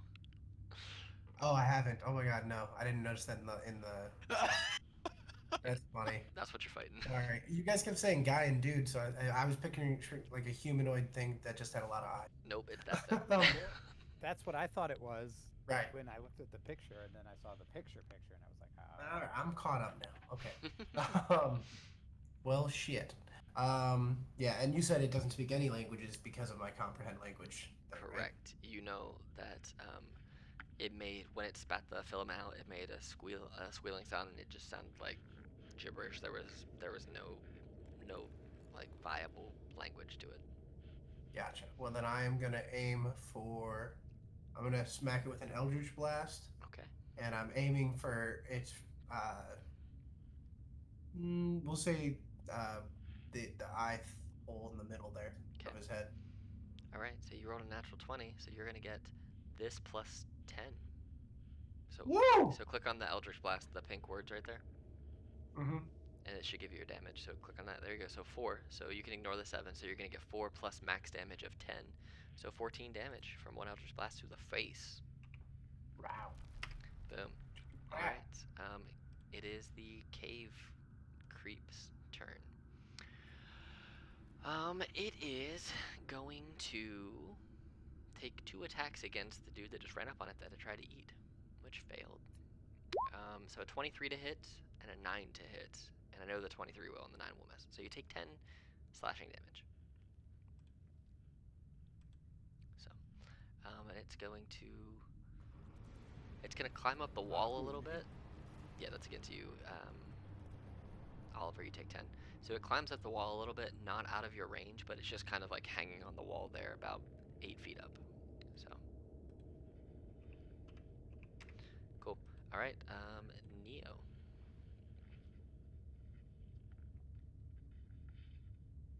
Neo.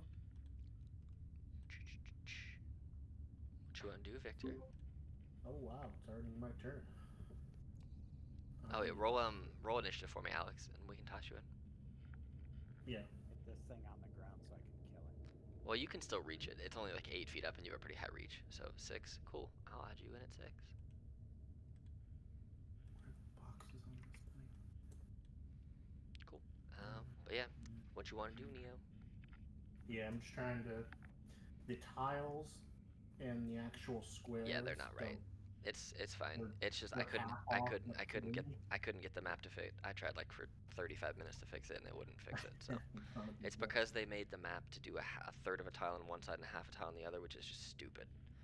Anyway, I couldn't, and I wasn't gonna spend any more than 35 minutes doing it. So, but if you use the measuring tool, which is the thing that has a circle and a ruler on it on your toolbar over there, you can click on snap to center, and you can literally just measure how far, because the measurement's right. Yeah. So, but yeah. Yeah, so it's 25 feet. Yeah. Cool. Okay, so yeah, I'll use that to hop on over there, and then my longsword has a 5-foot range, and that should be 5 foot. No, that's 10. So this counts as 5 whole feet. So you would have to be in the square. To get 5 feet, you have to be in the square immediately touching it, or else you're 10 feet away. Okay. Yeah. So, but you have the movement to get there. You've only moved 25 feet. Sure. So you just step over and just bing, bang, boom. Yeah, you just gotta step into it. So. I'm just trying to change my snap to center, no snapping. There we go. Cool. Alright, and now I can attack with my longsword. Pacha. 15 does not hit. That's, really don't like insects All right. when they get past a couple inches. Did you want to do anything with your bonus action? Nope. All right, Oliver. Yeah. You're saying I can reach him with my longsword? Yeah, he basically climbed like 8 foot up in the air, and I'm assuming you're like over 5.5 feet tall. Like you guys can reach them. It's not out of your reach or anything. Yeah, it was just trying to get off of the ground. So. Well, I'm hitting this fucker with the bottomless dead stick. Go for it. That hits for 11 damage. Nice. Do you wish to action surge and attack it again? I will hold off. This guy feels like the small fry. Okay. Do you want to use your bonus action for anything? I just have a bonus action.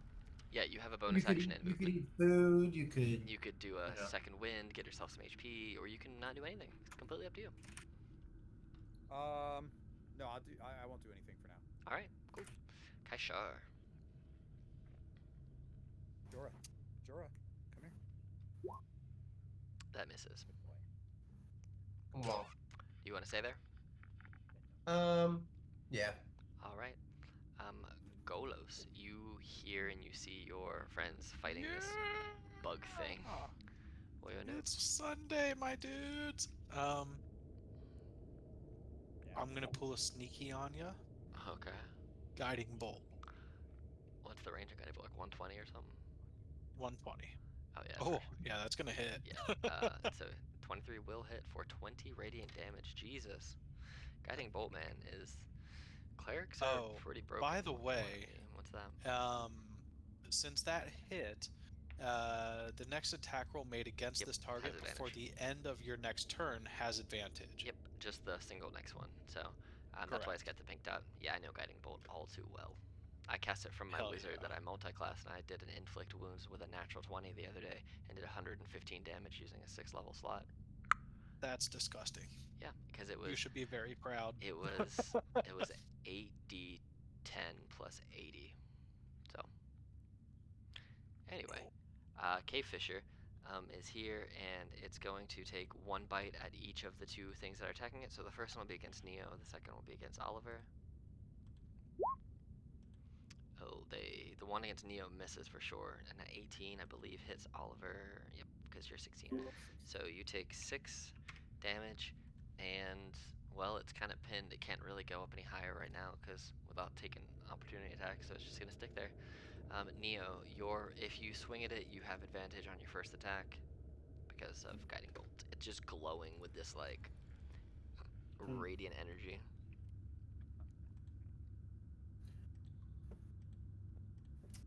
All right. So you said first attack is at advantage? Yeah, the next attack against it has advantage, so that's you or Oliver, whoever attacks it next.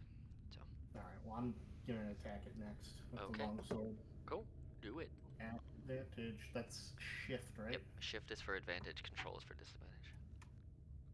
Oh, look at that. Boom. 21 for sure hits it.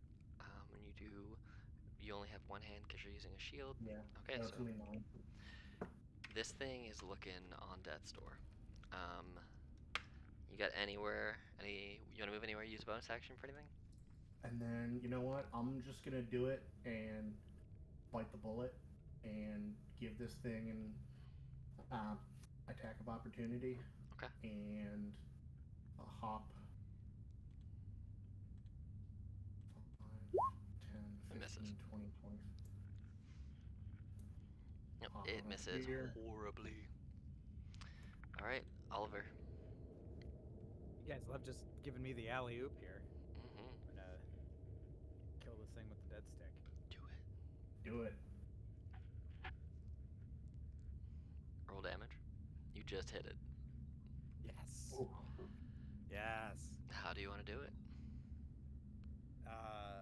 Is this the finishing blow? Yes, sir. I do a really cool anime style sprint up the side of the wall draw out my sword and slice it in one swell, swell swoop. I land and put my sword back in its sheath before it splits in half and falls to the ground, and I say, "When you're here, your family." Awesome. It is dead. Also, Oliver, you have dark vision, 60 feet. I thought I fucking did. Yeah, that's fine. Here you go. Where does it say it that I Now didn't you have see more it? vision. If you look, so see where on your sheet how you have like your saving throws, which is like your strength, dex, con, +5, +1, +5, and under Yeah. that you have passive wisdom, passive investigation, and passive insight. Under there, a little thing that says dark vision 60 feet. That's your dark vision. Also, you have one use of one spell per day, and you have 2 spells. You have a cantrip where you can throw a fireball or produce flame, and you have burning hands where you can make a cone of fire come out of your hands because you're a Ganassi. You have spells too. Yeah, I knew that. I just thought they never did as much damage as. I mean, Because I tried to do a fire spell before. so and the do it, thing like, the half thing with burning hands, it can get a group because it's a cone of 15 feet. So if you have like 7 guys in front of you, you can just get them all. Next time we get attacked by wolves, Yeah. we're gonna regret being I so mean, furry. they might pass it, but even if they pass it, it's still half damage to everybody. So I mean, you know, it's a little bit of damage no matter what, which is better than no damage. But you killed the cave monster, the cave fisher, and you know what? I think that's actually a good spot where we'll call it for tonight. You guys are in this cave. You fought a cave fisher. One of your members got taken to a different dimension full of a crazy spider woman and got brought back. Yeah. So Tits, dude. we will. And we killed a manticore. You did kill a manticore.